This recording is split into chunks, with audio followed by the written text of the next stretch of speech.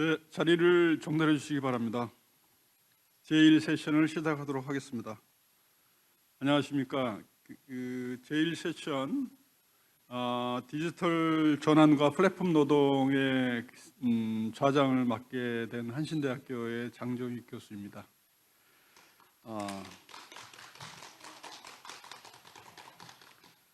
이 디지털 전환과 플랫폼 노동이라는 주제를 가지고 저희 1시간 50분 동안 이 세션을 진행하려고 합니다. 먼저 미국 마스크를 벗어도 된다 그러네요. 미국의 아름다운 대학 도시죠. 이 콜로라도 볼더의 교수로 계시는 네이턴 슈나이더 박사님을 모시고 첫 번째 발제를 듣도록 하겠습니다.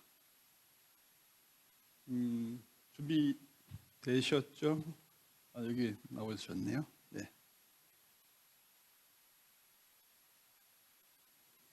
네, 지금 인터넷 접속이 원만치 않아 가지고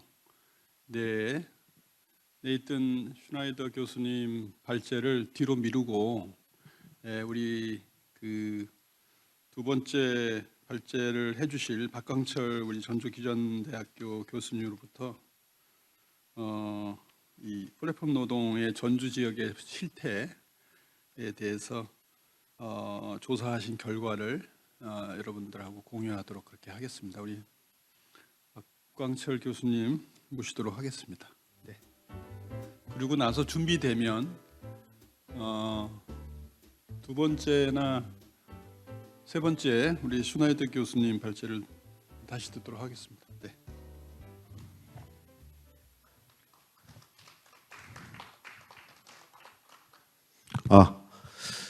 예, 갑자기 일찍 나오게 돼서 조금 이상하긴 하지만 열심히 해보도록 하겠습니다.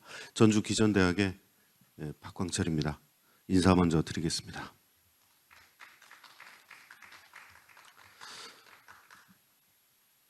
좀 기다렸다 하면 되나요? 예, 감사합니다. 이 발표는 2021년 전주시 플랫폼 노동자 실태조사 연구를 제가 진행을 했었는데요. 그 결과를 가지고 여러분들에게 알려드리려고 이렇게 이 자리에 섰습니다. 연구 조사를 진행하기 전에는 저도 플랫폼 노동자들이 어떤 상황에서 그리고 어떤 조건에서 일하는지에 대해서 잘 알지 못했습니다. 연구를 진행하면 진행할수록 이 사회 변화 속도라는 속도에만 우리가 관심을 가졌지 실제 생활을 해나가는 사람들의 어려움은 어디서 기인하고 있고 그들이 처한 노동 현장의 상황은 어떤지에 대해서 제대로 알고 있지 못하다는 그러한 생각을 가지게 됐습니다. 결국 공동체라는 것이 사람을 위한 그리고 사람이 살아가기 위한 그러한 공간이 되어야 되고 터전이 되어야 되는데 우리에게 플랫폼 노동이 주는 긱 노동이 주는 이 불합리성과 부정형성이 어떻게 삶을 만들고 있는가에 대해서 한 번쯤 되돌아보는 시간이 됐으면 좋겠습니다. 준비가 됐습니까? 예, 그럼 시작하도록 하겠습니다. 본 연구는 전주시 의뢰로 2021년 7월부터 제가 9월까지 했던 조사고요. 그래서 현황에 대한 이야기가 주로 이루어질 거라고 생각합니다. 그래서 여러분들께서 고민하시고 그리고 연구하시는 과제의 기초 자료가 됐으면 하는 바람으로 말씀을 드리겠습니다. 구체적으로는 전주시에 거주하면서 플랫폼 특수고용 노동자라고 불리울 수 있는 5개 직종, 그러니까 우리가 보통 배달 앱이라고 그러죠. 배달 노동자, 그다음에 예,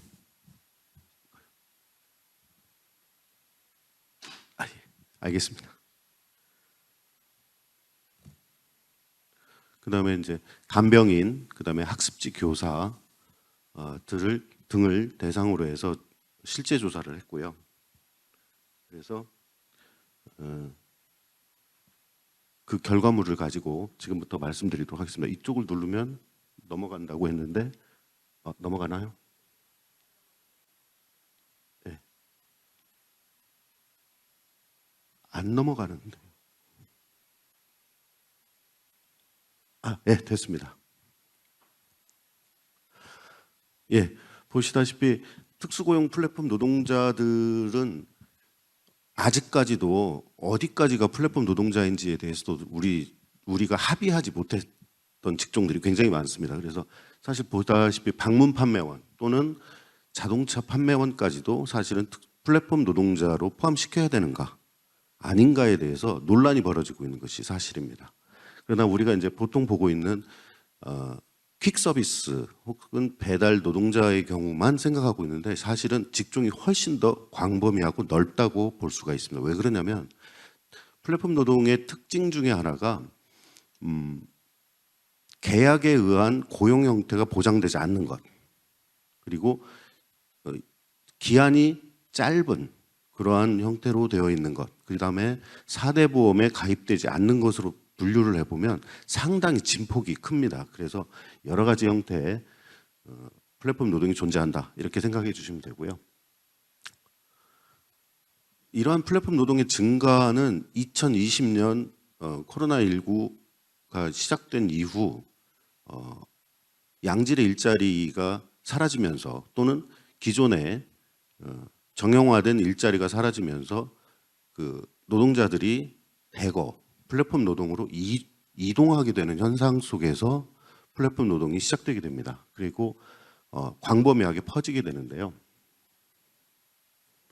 2021년 7월 1일부터 정부는 이러한 그 플랫폼 노동자들에 대해서 4대 보험을 적용할 수 있는 방안을 연구하기 시작하기는 합니다. 그런데 문제는 여기에 있었습니다. 제가 조사를 하면서 인터뷰를 해보면 고용보험에 가입하기를 싫어하십니다. 이유는 간단합니다. 자기가 신용불량자거든요. 고용보험에 가입하는 순간 자기가 이제 그때부터 채무를 상환해야 되는 문제에 부딪히게 됐다라는 얘기를 하시면서 고용보험이라는 것을 단순하게 일괄적으로 다 적용하는 것에 대해서 굉장히 반대하시는 그런 그 플랫폼 노동자들이 굉장히 많았었습니다. 그래서 법 적용이라는 것이 해당자에게 과연 어떠한 영향을 미치는가에 대해서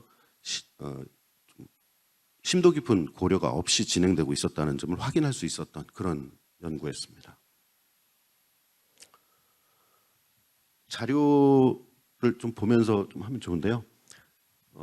60세에서 65년까지 정년이 보장되는 전일제로 일하는 직이나 이런 것들이 아닌 경우, 그리고 다른 사람의 사업을 위해서 혹은 다른 사람이 받게 될 상품, 혜택, 서비스를 위해서 플랫폼을 기반으로 노무를 수행하고 해당 사업주 또는 노무 수령자로부터 일정한 대가를 받기로 하고 혹은 받는 경우를 플랫폼 노동이라고 저는 일단은 정의하고 있습니다. 그런데 이 정의가 플랫폼 노동에 대한 정의의 전부라고는 생각하지 않습니다. 그래서 이 부분에 대해서도 역시 좀 합의가 필요한 연구가 있어야 되지 않나 이렇게 생각합니다. 그리고 특수고용 플랫폼 노동 용어에 대해서도 정부와 일반 학계에서 쓰는 용어가 조금씩 다릅니다. 뭐냐면 특수형태 근로종사자로 부르자라고 돼 있고요. 그러나 플랫폼 노동을 하시는 분들은 노동자로 불러주기를 원하고 있습니다. 그래서 근로자나 노동자냐를 가지고도 아직까지 합의되지 않은 형태가 되어 있고요.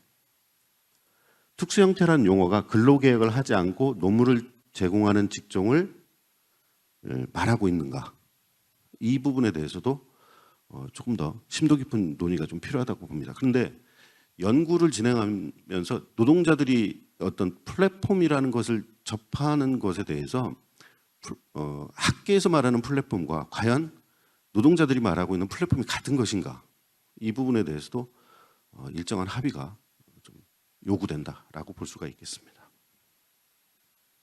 그래서 저는 전라북도 특수고용 노동자 실태조사에서 특수고용 노동자라는 용어를 선택했습니다.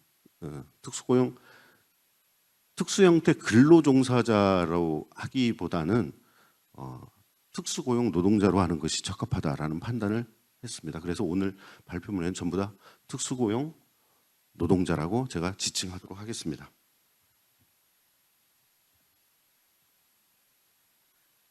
자료집 46페이지 5번째 단락을 좀 참고해 주시길 부탁드리겠습니다.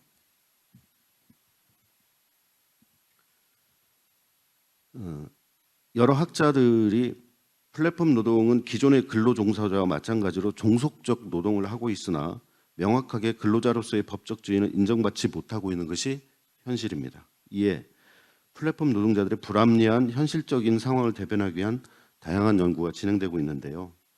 이러한 불안정한 법적 지위, 노동 및 사회보장 등의 정책 방안 등을 위한 연구가 지속되고 있습니다. 그래서 제가 결론 부분에서는 정책적 제안을 전라북도에 아니 전주시에 제가 하게 됐습니다.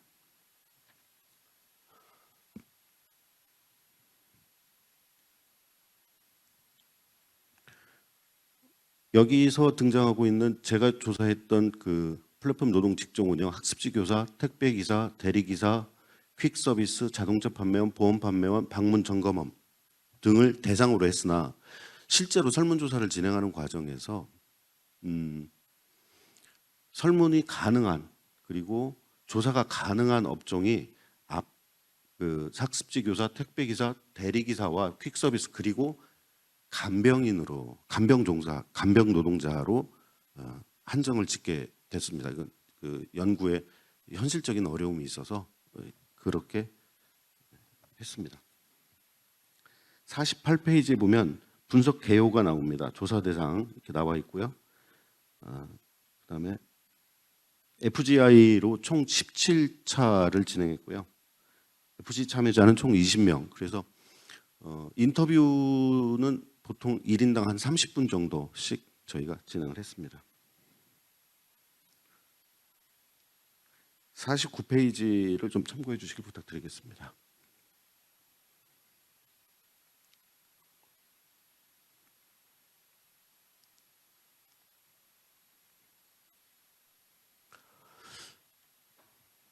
현재 그 우리나라의 그 플랫폼 노동자 규모를 정의하고 있는 곳이 있는데 한국고용정보원에서 나온 자료에 의하면 전체 취업자의 1.7%에서 2.0%에 해당하는 47만 명에서 54만 명으로 추산을 합니다. 그리고 경기도의 플랫폼 노동자 수는 13,000명 정도, 15,000명 정도로 이렇게 하고 있는데요. 전라북도의 통계는 아직 정확하게 나와 있지 않고요. 전주시 통계도 사실은 정확하지 않습니다. 그리고 최근 2022년에 플랫폼 노동자의 수는 급감을 하고 있습니다. 그리고 오토바이로 배달했던 많은 분들이 어떤 일이 벌어졌냐면 중고 오토바이가 지금 넘쳐나고 있습니다. 왜냐하면 그만두었습니다. 플랫폼 노동자들이 많이 줄고 있는 현상이 현재 벌어지고 있습니다. 지금부터는 그 플랫폼 노동 결과를 말씀드리도록 하겠습니다. 개인적 특성으로는 이렇게 나오고 있습니다. 여성 응답자는 123명이었고요. 총 응답자는 300명이었습니다. 300명 중에 123명은 여성, 남성 응답자는 175명이었습니다. 분야별로 남성과 여성의 비율이 굉장히 극단적으로 나뉘고 있는데요. 간병 노동자와 학습지 교사의 경우에는 95% 이상이 여성이었고요. 대리운전, 퀵서비스, 택배의 경우에는 90% 이상이 남성이었습니다. 나이는 40대, 50대, 60대 이상이 각각 20% 비율로 고르게 분포되어 있는 반면 10세에서 19세, 그러니까 청소년이죠. 청소년도 3.7%를 차지하고 있었습니다. 대리운전의 경우는 40대에서 50대가 78%를 차지하고 있었고요. 여기는 좀 제가 안 나와 있는데, 예, 나와 있. 그리고 간병 노동자의 경우는 70%가 60대 이상이었습니다. 그러니까 간병 노동자의 경우에는 굉장히 그 연령이 좀 높은 편에 속합니다. 학습지 교사의 경우에는 80% 이상이 40대에서 50대로 나타났습니다. 그리고 아까 말씀드렸던 청소년 플랫폼 노동자의 경우에는 전체가 퀵 서비스를 하고 있었습니다. 이제 여기서부터 좀 재밌는 결과들이 나오고 있는데요. 최종 학력이 고졸자가 172명이었고요. 그다음 4년제 대졸자가 57명, 중학교 졸업 이하도 20명의 비율을 보였고요. 대학원 이상자도 1.7%의 비율을 보이고 있었습니다. 학습지 교사는 전문대 이상이 73%를 차지하고 있었습니다. 그리고 300명의 표본 중에서 혼자벌이, 그러니까 혼자만 그 수입을 창출하고 있는 비율이 193명이어서 64.3%의 비율을 보였고요. 맞벌이가 22.7%, 66명이었습니다. 가족 구성원이 공동 경제 생활이 38명에 불과했고요. 학습지 교사의 경우만 맞벌이와 가족 구성원 2인 이상, 그러니까 남편 혹은 아내가 같이 벌고 있는 것이 80% 이상이었고요. 나머지 모든 직종, 뭐 퀵서비스나 배달 서비스, 그다음 간병 노동자의 경우에는 혼자벌이 비중이 50% 이상을 차지하고 있었습니다. 그다음에 본인이 하고 있는 플랫폼 노동에 대한 인지 정도를 살펴본 부분에서는요. 학력, 혼인 상태 나왔고요. 총 가구원 나와 있습니다.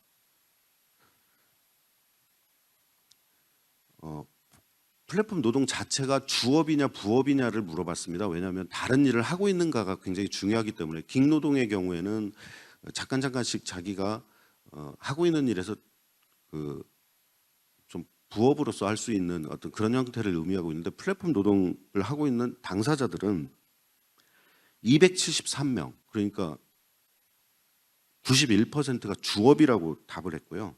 27명만이 부업이라고 답을 했습니다. 그러니까 2020년부터 지금 2022년까지 플랫폼 노동자들의 경우에는 플랫폼 노동 자체가 모든 수입의 전부였다라고 볼 수가 있겠습니다. 택배 노동자의 경우는 100%가 주업이라고 답했고요. 퀵 서비스와 간병의 경우에도 90% 이상이 주업이라고 답을 했습니다.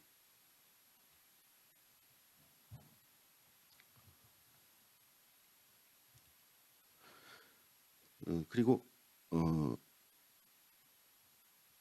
조금 더 살펴볼게요. 근무 기간이 어떻게 됐는가를 좀 살펴봤었는데요.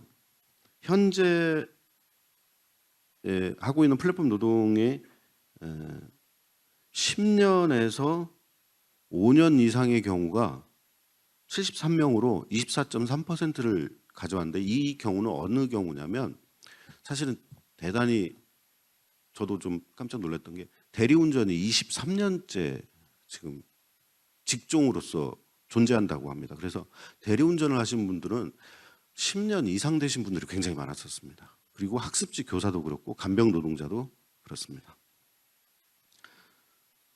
퀵서비스의 경우에는 40% 이상이 1년 미만이었습니다. 그거는 코로나19로 인해서 급격하게 증가한 그러한 직종으로 분류될 수 있다는 의미였습니다. 현재 일을 하기 전에 무슨 일을 했었는가를 좀 여쭤봤었는데요. 표에는 안 나왔는데요. 가장 많은 그 32%가 임금 근로자로 근무하고 있었는데 직장에서 자의든 타의든 이렇게 그만두게 되는 경우가 많았다라고 답을 해주셨고요.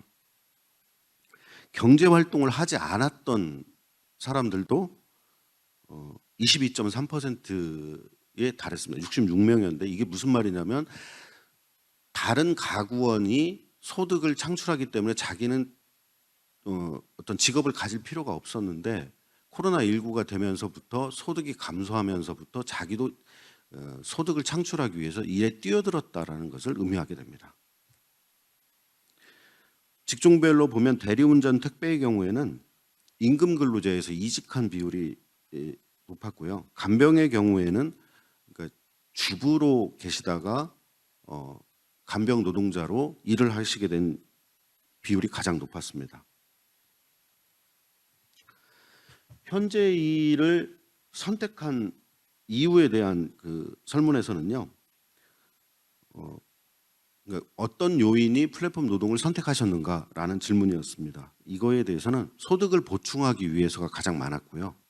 두 번째는 플랫폼 노동이 시간을 내가 정할 수 있기 때문에 이 노동을 선택했다라는 경우가 각각, 그러니까 소득을 보충하기 위해서 135명, 그리고 시간에 구애받지 않는 그런 소득 창출 일감이기 때문에 라고 답하신 분이 133명이었습니다. 그리고 또 한 가지, 그 현재 일자리의 계약 기관과 관련해서는요, 연 단위로, 그러니까 1년 단위지만 계속해서 그 계약 갱신을 해나가고 있는 분들은 55.3%에 달했습니다. 그러니까 계약서를 작성하긴 하는데 이게 근로자 계약이 아니고요, 1년 단위 사업자 계약인 경우가 상당히 많았고요. 아직까지도 그 간병 노동자의 경우에도 타 시도에서는 간병 협동조합이 좀 만들어져서 일자리에 대한 안정성을 추구하고 있는데 그런 부분에서는 조금 미흡하게 전라북도가 간병 노동자의 그 안정적인 일자리 창출이 좀 더디고 있는 것으로 조사됐습니다.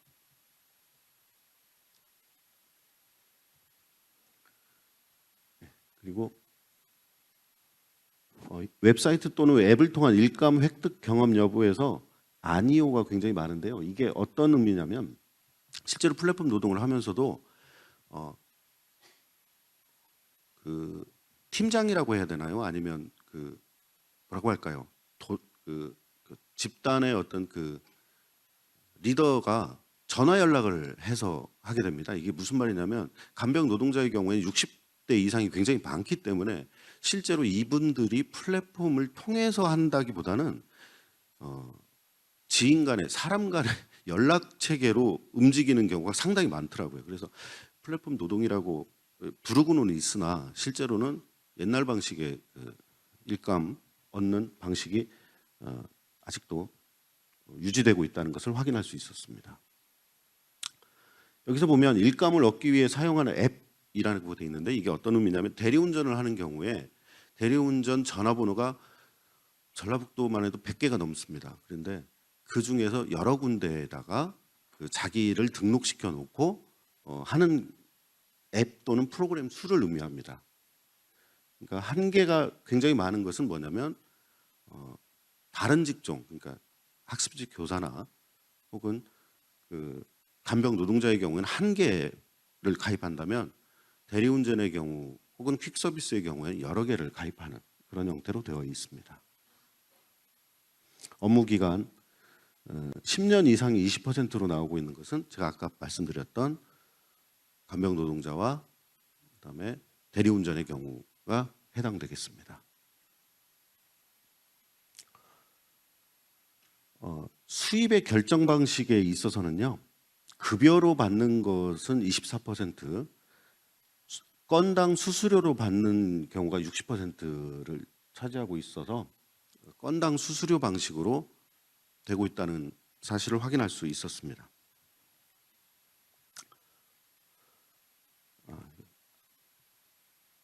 현재 근로계약서 작성의 경우는 54%를 보이고 있는데요. 이게 우리가 통상적으로 얘기하는 근로계약서라기보다는 일을 하는 과정에서의 책임 문제를 가르는 그러한 그 상호 간의 합의 방식의 근로계약서라고 보셔야 됩니다. 그래서 일을 하다 다쳤을 경우 회사에서는 뭐 책임지지 않는다라는 것이 명시되어 있는 방식의 의미의 근로계약서지 우리가 통상적으로 얘기하는 회사가 당신을 고용해서 정기적이고 안정적인 복지와 임금을 보장하겠다라는 그런 방식의 근로계약서는 약간 다릅니다.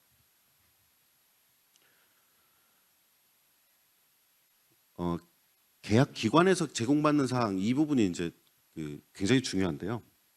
식대 없습니다. 거의. 교통비 없습니다. 상여금 없습니다. 퇴직금 없습니다. 아예 없습니다가 85%입니다. 무슨 말이냐면 아무것도 보장해주지 않는다는 겁니다. 평균 노동시간이 12시간이 가장 많은데요. 대리운전의 경우에 살펴보면 일하는 시간보다도 대기 시간이 워낙 길기 때문에 가장 어려운 점을 물어봤을 때 한여름과 한겨울 얘기를 합니다. 근데 뭐가 문제냐면 한여름에는 그늘로 찾아서 건물이나 이런 데로 들어가고 싶어도 허용하지 않습니다. 대리기사들이 가서 쉴 수가 없습니다. 한겨울에도 마찬가지입니다. 화장실을 찾기가 어렵습니다. 전주시에서는 작년에 대리운전 기사와 퀵서비스 기사를 위한 쉼터를 신도시에 마련했습니다. 하지만 하나입니다. 노동일수는 6일이 54%로 가장 많습니다. 그리고 5일이 30% 정도 차지하고 있습니다. 대리운전의 경우하고 간병 노동자의 경우에는 사실 7일 근무제, 7일을 하는 경우도 상당히 많습니다.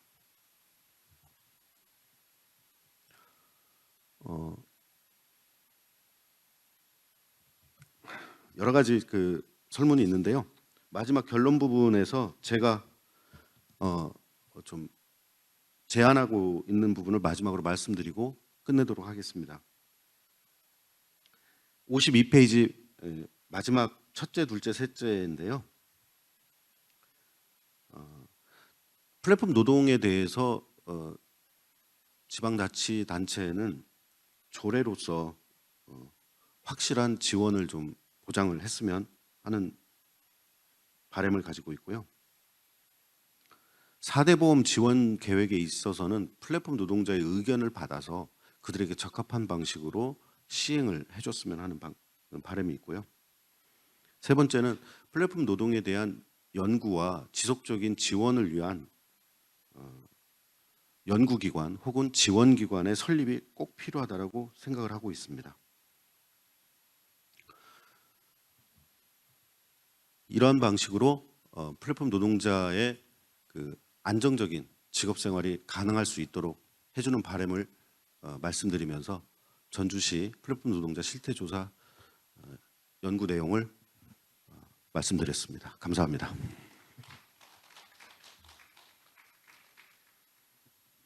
네, 박광철 교수님께서 이 전주시 그 플랫폼 노동의 실태에 대해서 조사하신 것을 발표하셨는데요.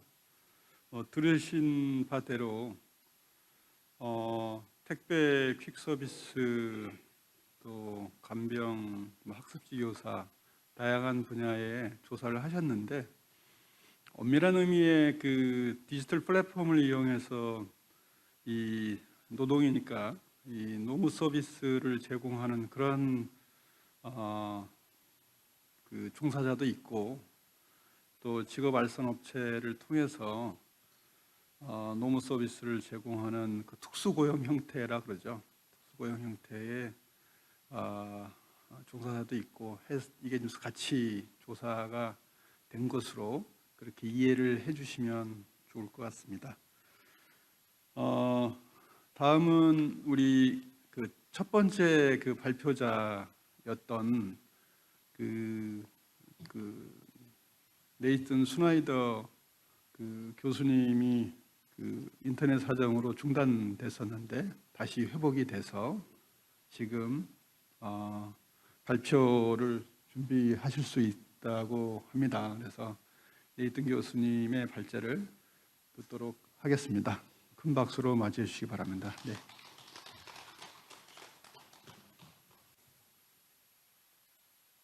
I'm not sure I deserve applause after losing you there. 네, 제가 아까 좀 끊어졌었는데 다시 박수까지 주시고 감사합니다. Hopefully that won't happen again. 네, 다시는 이런 연결이 끊어지는 사태가 없기를 바랍니다. 기다려 주셔서 감사하고요. 그리고 패널 토론자 여러분들, Flexible. 그리고 저보다 먼저 좀 발표해 주셔서 감사 말씀드립니다. Okay. What I want to share with you 오늘은 reflections on my years of work. 제가 최근에 했던 작업 중에 하나님, in the digital economy. 네, 디지털 경제에서의 협동조합 구성, 그리고 이것을 통해서 공유된 소유권, 그리고 For justice in 정의를 위한 전략, 기기 이코노미에 economy. 그리고 데이터 경제의 In the years that I've been doing this, both 평등을 정의를 위해서 했던 어떤 작업들에 대해서 말씀을 드리겠습니다. 제가 미국뿐만 아니라 다른 나라에서도 이런 작업들을 진행을 often been 했는데요. very frustrating work.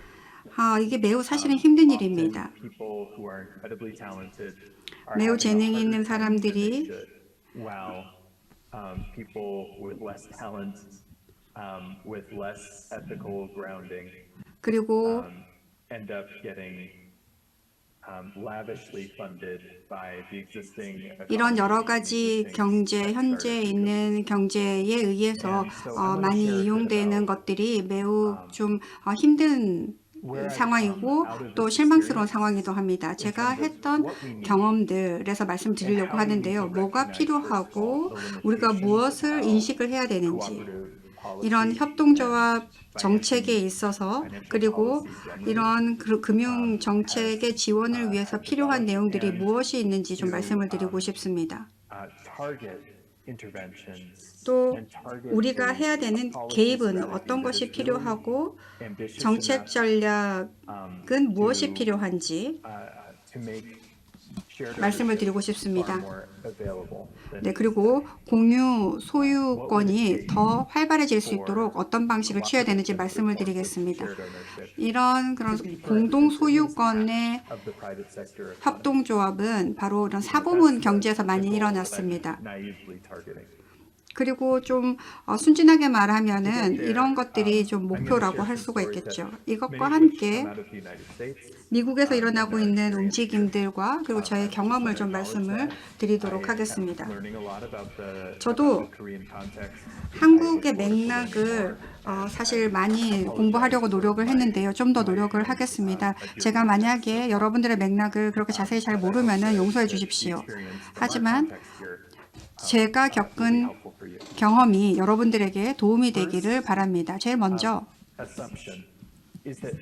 가정입니다. 테크 정책이 다른 정책과 분리되어 있지 않다라는 것인데요. 하지만 아직은 분리된 채로 저희가 정의를 합니다. 그래서 테크 쪽에 있는 사람들의 원칙들이 그리고 같은 윤리가 테크뿐만 아니라 다른 경제 부문에도 같이 공용이 된다고 저는 생각을 합니다. 두 번째는 그런 책임감의 부재가 있다라는 것이 있는데요. 그리고 이런 것들이 다른 부문에서 이루어졌다라는 이야기가 있는데요. 하지만 역사적으로 지금 현재 테크 기업들이 테크 경제에서 맡고 있는 문제들은 매우 새롭고 이상한 것입니다. 왜냐하면 새로운 기술들이 계속 일어나고 있고 그리고 다른 곳에서는 이런 문제를 해결했기 때문에 다른 부분에서 배웠던 어떤 그 교훈들을 이쪽으로 끌어와서 배울 수도 있습니다. 마지막으로 저희의 그 목표는 테크 구체적인 기술 구체적인 정책을 만드는 것이 아니라 온라인 협동조합이 우리가 이전에 보았던 것과는 완전히 다른 형태이기 때문에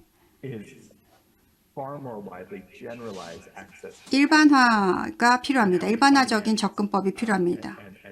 금융이라든지 아니면은 뭐 비즈니스를 하기 위한 조건으로 좀 더 일반화된 정책들이 필요합니다. 자, 그러면 지금 현재 상황에 대해서 좀 말씀을 드리겠습니다.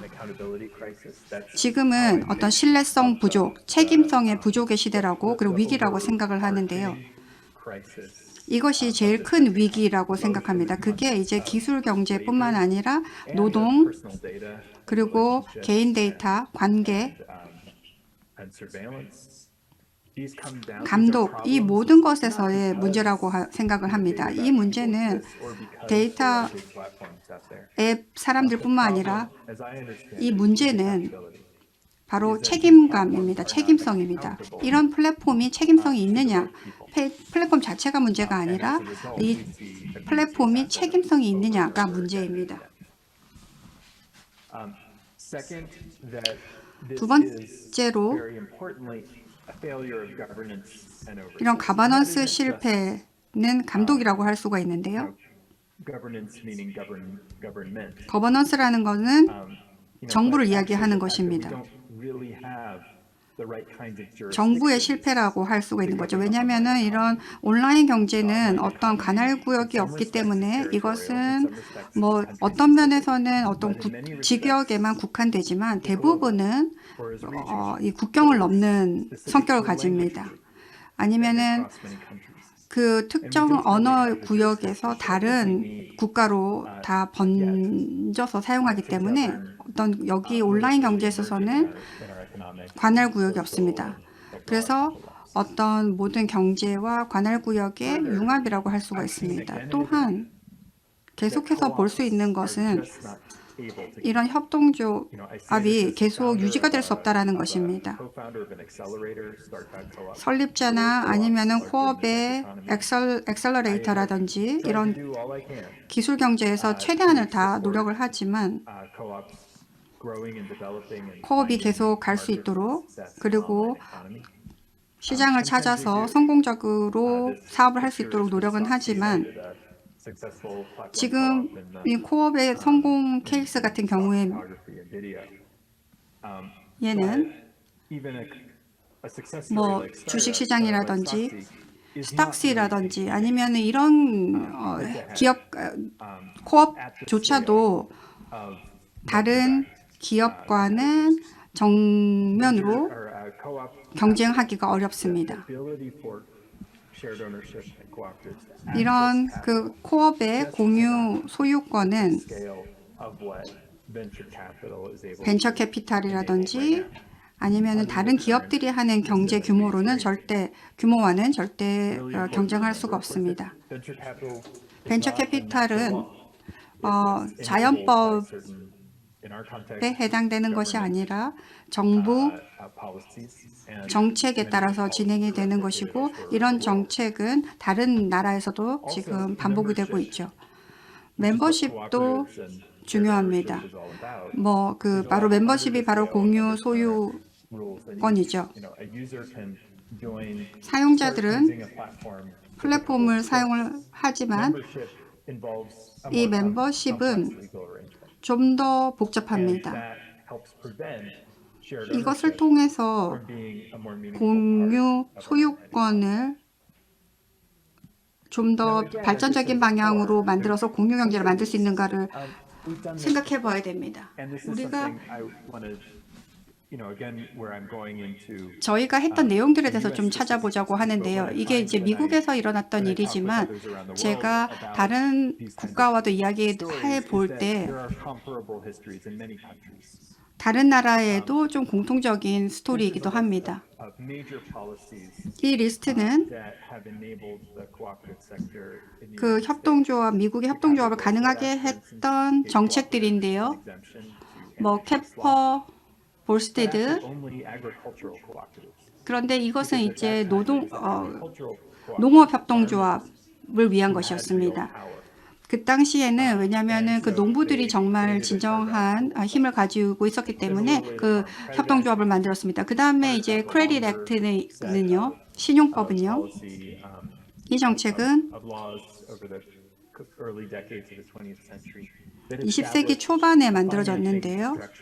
이것은 금융 구조를 위한 것이었습니다. 그것도 역시 농업 협동조합의 금융을 위한 것이었습니다. Down the road from me, called CoBank.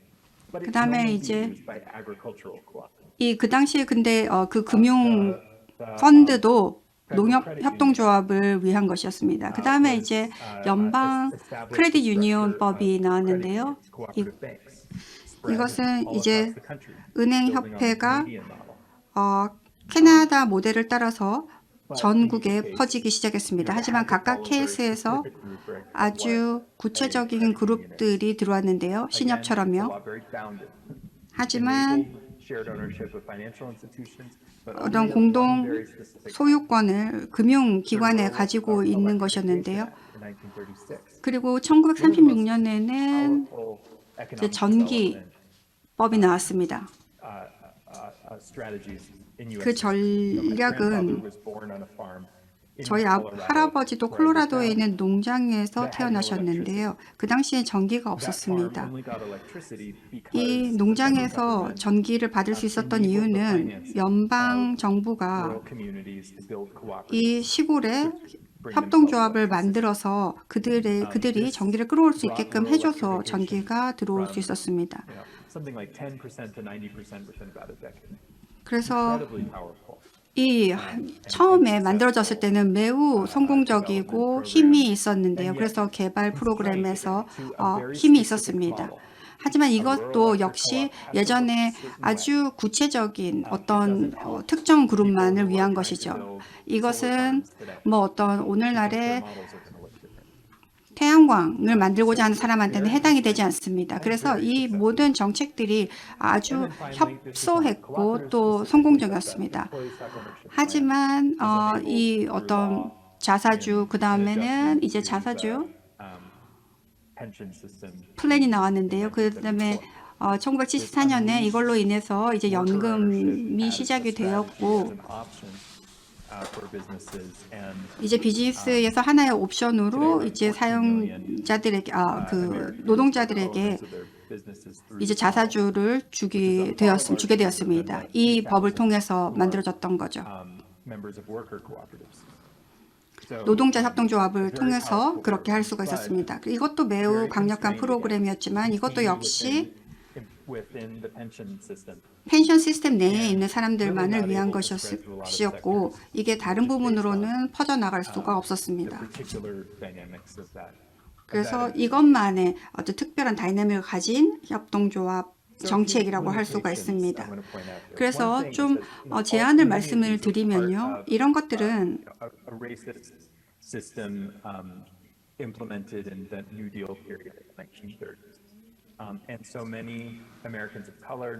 많은 미국인들이 이런 것들을 같이 공유하고 누릴 수가 없다라는 것이 문제입니다. 하지만 이런 기회가 있다는 것 중요하지만 기회가 공평하게 나눠지지 않는다라는 것이 그때도 또 지금도 역시 문제가 되고 있습니다. 두 번째로 투자 소유권 정책, 주식시장을 제가 얘기하고 있는 건데요. 보통 일반적으로는 경제 정책을 생각해 보면요. 투자자들은 자기가 원하는 대로 다 투자할 수가 있습니다. 이런 법이 특별 비즈니스 모델이나 어떤 혁신에 투자해야 된다 이렇게 정의하지 않고 있습니다. 지금 현재 상장을 누구나 할 수 있는 것이죠. 하지만 그 협동조합법을 보면요. 이 아주 특별한 어떤 비즈니스 모델을 정하고 있습니다. 어떤 노동법도 그렇고 그 협동조합법도 그렇고요. 그다음 연방법도 그렇고 이 모두가 아주 분리하여서 특정한 비즈니스 모델만을 정의하고 있습니다. 제가 말씀드리고 싶은 것은 이런 협동조합 정책뿐만 아니라 이런 정책들이 이런 협동조합이 늘어나고 더 많이 번질 수 있는 것을 막았다라는 것입니다. 역사적인 서류를 보면요. 이런 발전들이 일어날 때 의도적으로 이렇게 만들어졌다는 것을 알 수가 있습니다. 투자들이 이런 그 협동조합이 자기네들과 경쟁을 할까봐 이런 법에서 협동조합 개발을 위해서 모든 제약사항을 주었던 것입니다. 왜냐하면 투자자들이 원하지 않았다라는 것이죠. 왜냐하면 그 가난한 사람들에게 금융을 지원하는 것, 시골에 전기를 주는 것, 이런 것들을 원하지 않았기 때문입니다. cooperatives only 협동조합을 where 견뎌냈지만 그들이 원하는 곳에서는 사업을 못하도록 함으로써 놔둔 거죠. 만약에 우리가 어떤 기회를 완전히 풀어준다면요. 그리고 경제 민주주의를 모든 것을 그리고 모든 사람을 위해서 풀어준다면 어떨까요? 그래서 경제적인 민주주의를 모두 다 허용해서 모든 협동조합의 이런 금융, 파이낸싱을 허용한다면 어떻게 될까요? 인프라, 그리고 뭐 다른 부분, 지금 투자자들이 이미 할 수 있는 그런 부분에 있어서 말이죠. 만약에 이런 협동조합이 우리 경제에 잘 들어가지 않는 이런 부분들까지 다 투자를 할 수 있다면 얼마나 달라질까요? 이게 바로 그런 정책적인 어려움 때문에 그렇게 하지 못하고 있는 것입니다. Next, I turn to strategy vectors. How could we 그 다음에 어떻게 그러면 우리가 이것을 달성할 수 있는지 말씀을 드리겠습니다. 하나는 먼저 이런 법인들이 어떻게 하고 있는지, 기업들이 어떻게 하고 있는지 먼저 알아보는 것이 중요합니다. 여러 상황에서 기업법이 특정 비즈니스 종류 그리고 특정 기업에만 한정하고 있다는 것을 알 수가 있습니다. 농업협동조합, 금융협동조합에만 있는데요. 왜 이렇게 다 분리가 되어 있을까요?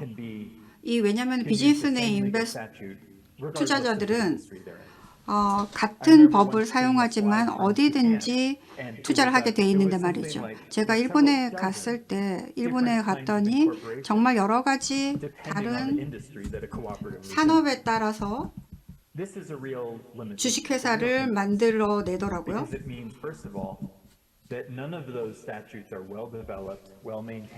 하지만 어느 법도 이런 협동조합을 위해서는 만들어지지 않았습니다. 그리고 또 이 협동조합이 서로 다 분리되어 있습니다. 같이 하고 있는 공통적인 어떤 대의가 없었습니다. 제가 살고 있는 콜로라도에서는 제한된 그 협동조합 협회가 있는데요. 이 파트너들은 그 어떤 협동조합도 만들 수 있습니다. 그게 어떤 구조가 되었던 다중 이해관계자가 함께하는 협동조합도 만들 수 있게끔 되어 있습니다. 그 법은 1차 법으로서 기술협동조합이 사용할 수 있는 법입니다. 이 콜로라도에서 다른 사람들은 모르겠지만 이런 기술 경제가 그들의 어떤 이런 협동조합을 만들고 있다는 것을 모르실 텐데 지금 그런 움직임이 있습니다. 우리도 협동조합도 플랫폼 협업조합도 이런 회사 설립 절차 아니면은 법이 필요합니다. 그래서 멤버십을 만들어서 이 멤버십이 유저들이 모든 멤버십을 갈 수 있도록 그리고 자기들이 만들고 있는 가치를 함께 공유할 수 있도록 이런 법이 필요합니다. 그 다음에는 이제 금융의 문제인데요. 이 파이낸싱은 계속 제약사항으로 작용해서 협동조합들이 이런 자본에 대한 접근을 막고 있습니다. 이것은 협동조합이 능력이 없어서 그렇게 되는 것이 아니라요. 왜냐하면은 이게 뭐 자금을 잘 책임감 있게 못 다루어서 그런 게 아니고요. 농업협동조합 같은 경우는 상당한 돈을 자금을 모을 수가 있습니다. 제가 이태리에 갔을 때 이런 협동조합의 유명한 학자를 만났는데요. 이런 협동조합에서 그런 원자력 발전소를 가질 수는 없다라고 하더라고요. 근데 저희 미국에서는 그런 그 원자력 협동조합도 있습니다. 그래서 이런 어떤 파이낸싱 프레임워크를 통해서 그 모든 공동 소유권 비즈니스가 계속해서 이런 투자 오너십을 같이 가질 수 있도록 해야 될 것입니다. 제가 많이 영감을 받은 것이 콜로라도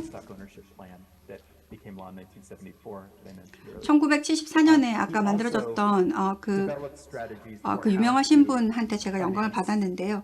이 코퍼레이티브 협동조합이 어떻게 자금 지원을 받을 수 있는지, 또 정부의 어떤 보험 지원을 받을 수 있는지, 그렇게 함으로써 또 은행에서 자금을 조달받고 공동 소유권을 가질 수 있는지 이런 것들을 많이 이야기를 했습니다. 그래서 이것이 뭐 여기뿐만 아니라 저희가 부동산에서도 공동 소유권을 가질 수 있는 여러 가지 케이스가 있기 때문에 매우 배운 점이 많다고 봅니다. 그래서 금융산업에서 이런 공동 오너십을 한다면은 이것을 좀 더 대세로 만들 수 있을 것이라고 생각합니다. 2021년에 그 다음에 이 노동협동조합법, 자본을 위한 노동협동조합법이 설립이 되었는데요. 이것은 소상공인들이 자금을 받아서 이 협동조합을 만들 수 있도록 하는 법입니다. 지금 현재 이 연방 기관은 어떻게 이 협동조합을 만들어야 되는지 잘 모르고 있습니다. 이게 아주 단순하지만 아주 급진적인 생각입니다. 제가 알고 있는 최초로 이 만들어진 게 파이낸싱 협동조합인데 어떤 산업별로 그리고 비즈니스 타입별로 지금 차별을 하고 있습니다. 그래서 이것이 역사적으로 된 적은 없지만 저희가 필요한 것이고요. 프레임워크를 만들어서 공동 소유권을 훨씬 더 창의적인 공간으로 만들어서 사람들이 계속 어떤 새로운 것을 창조해낼 수 있도록 해야 될 것입니다. 이렇게 다양한 협동조합과 비즈니스와 협동조합 간의 어떤 협력을 통해서 우리가 이렇게 만들 수가 있습니다. 제가 말씀드리고자 하는 역사에서 보면요. 저희가 워싱턴에서 많은 그런 로비들이 일어나고 있는데요. 그런 협동조합이라든지 신협이라든지 농협 같은 이런 더 큰 협동조합에 대한 어떤 로비가 계속 진행되고 있습니다. 왜냐하면 이런 비즈니스가 자신들의 아젠다만을 다루는 것이 아니라 더 넓은 부문을 지원할 때 더 이익이 있고 또 더 힘을 가질 수 있기 때문입니다.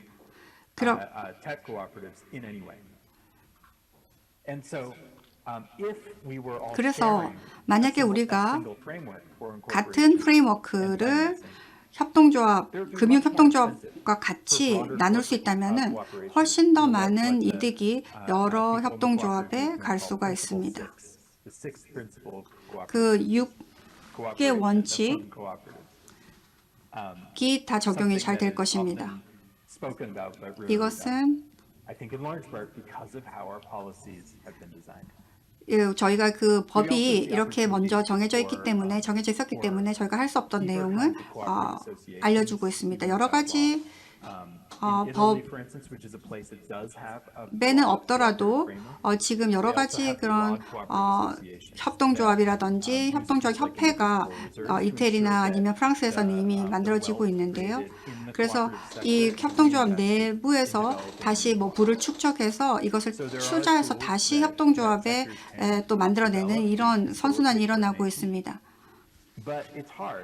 하지만 이것은 만약에 각각 다른 정책 구조에서 일한다면, 각각 다른 정부나 아니면 로비에서 일을 한다면 이런 제가 말씀드렸던 건 어렵겠죠.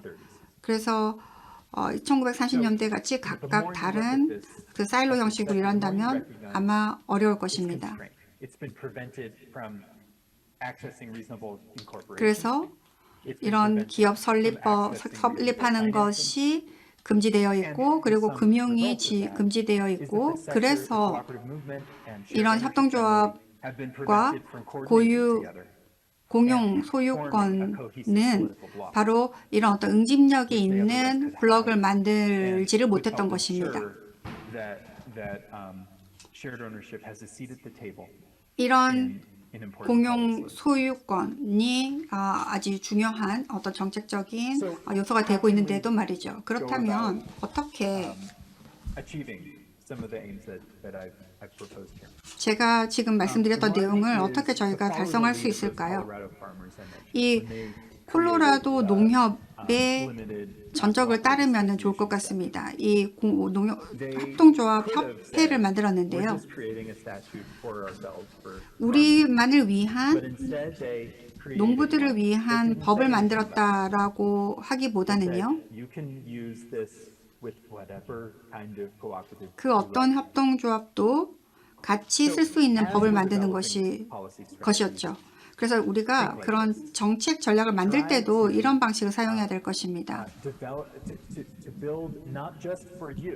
그래서 여러분만을 위한 것이 아니라 여러분의 문제, 그러니까 긱 이코노미나 아니면 제가 말씀드리는 것을 위한 어떤 법을 만드는 것이 아니라 훨씬 더 넓은 프레임워크, 그렇게 함으로써 미래 세대들이 좀 더 창의력을 발휘할 수 있는 툴을 만들어 줘야 될 것입니다. 좀 더 일반적인 모델을 만들어야 된다라고, 정책 모델을 만들어야 됩니다.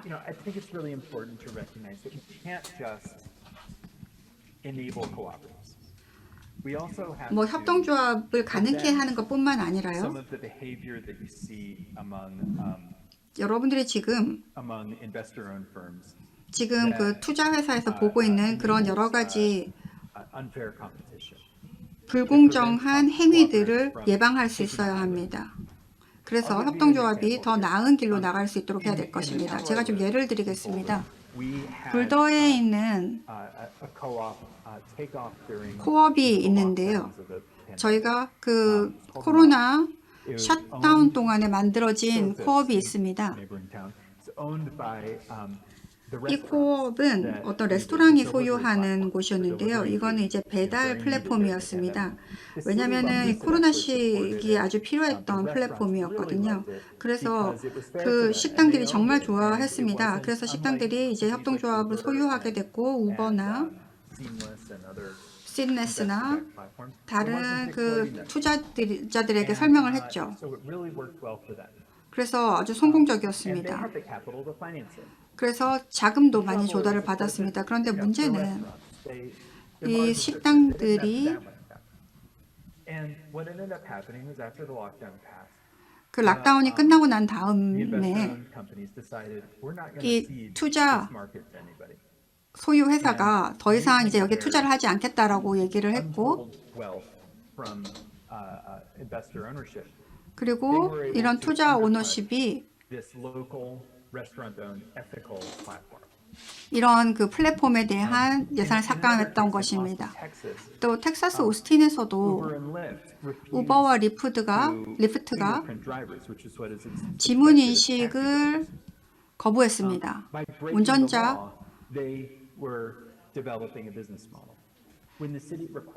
거부했는데요. 이것은 법을 어기면서 비즈니스를 하는 것이었죠. 그런데 협동조합이 나오면서 이 지역에서만 움직이는 드라이빙 시스템을 만들어냈습니다. 주 정부가 들어와서 필요한 법을 만들었습니다. 그래서 이런 공정 경제를 만들기 위해서 더 많은 공동 소유권이 필요하고요. 그리고 우리에게 허용된 어떤 컨텍스트에 접근이 가능해야 됩니다. 그렇게 해야지 우리가 협동조합이라든지 공동 소유권을 만들 때 훨씬 더 용이합니다. 그래서 양쪽에서 다 온다라는 걸 봐야 됩니다.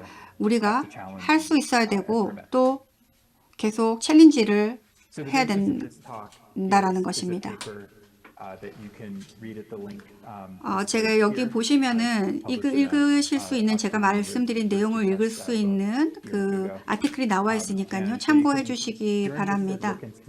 좀 더 어떤 제안에 대해서 자세한 내용이나 코멘트가 있으시면 알려주십시오. 뭐 액션랩이라든지 이런 것들을 제가 그런 정책 개발 프레임워크 를 영국뿐만 아니라 다른 국가에서도 하고 있으니까요. 이런 어떤 저희 담대한 야망 있는 전략에 관심이 있으신 분은 들어와서 읽어보시기 바랍니다.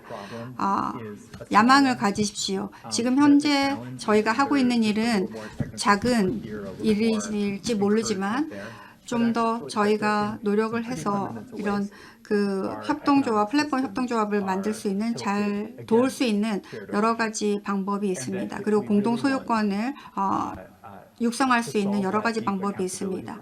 그리고 또 현재 지금 우리 경제의 어떤 신뢰성 부족, 그리고 책임감 부족, 위기에 대해서 해결할 수 있는 방법도 있습니다. 경청해 주셔서 감사합니다.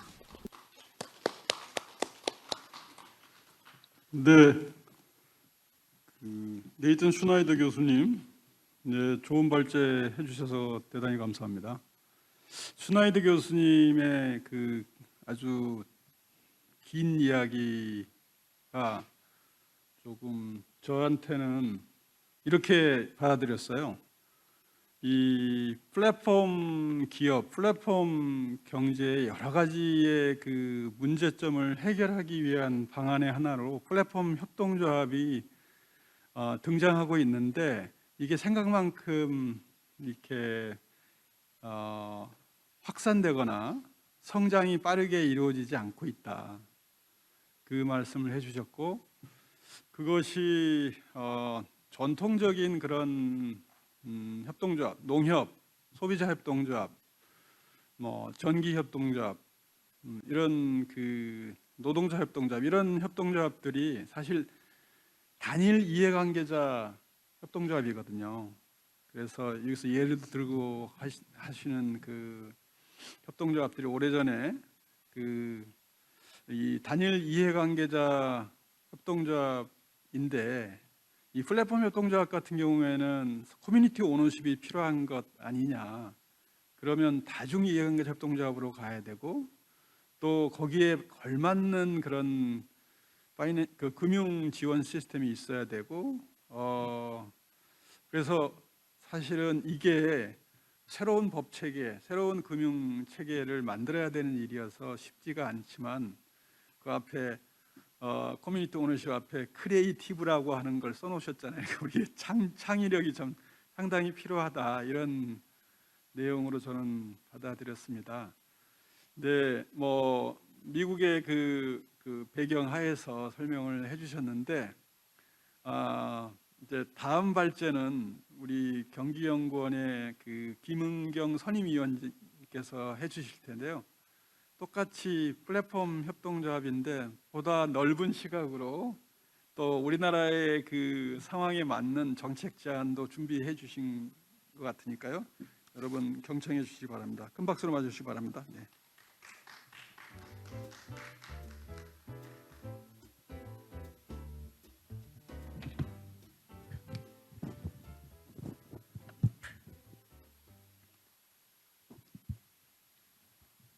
네, 안녕하십니까. 경기연구원의 김은경입니다.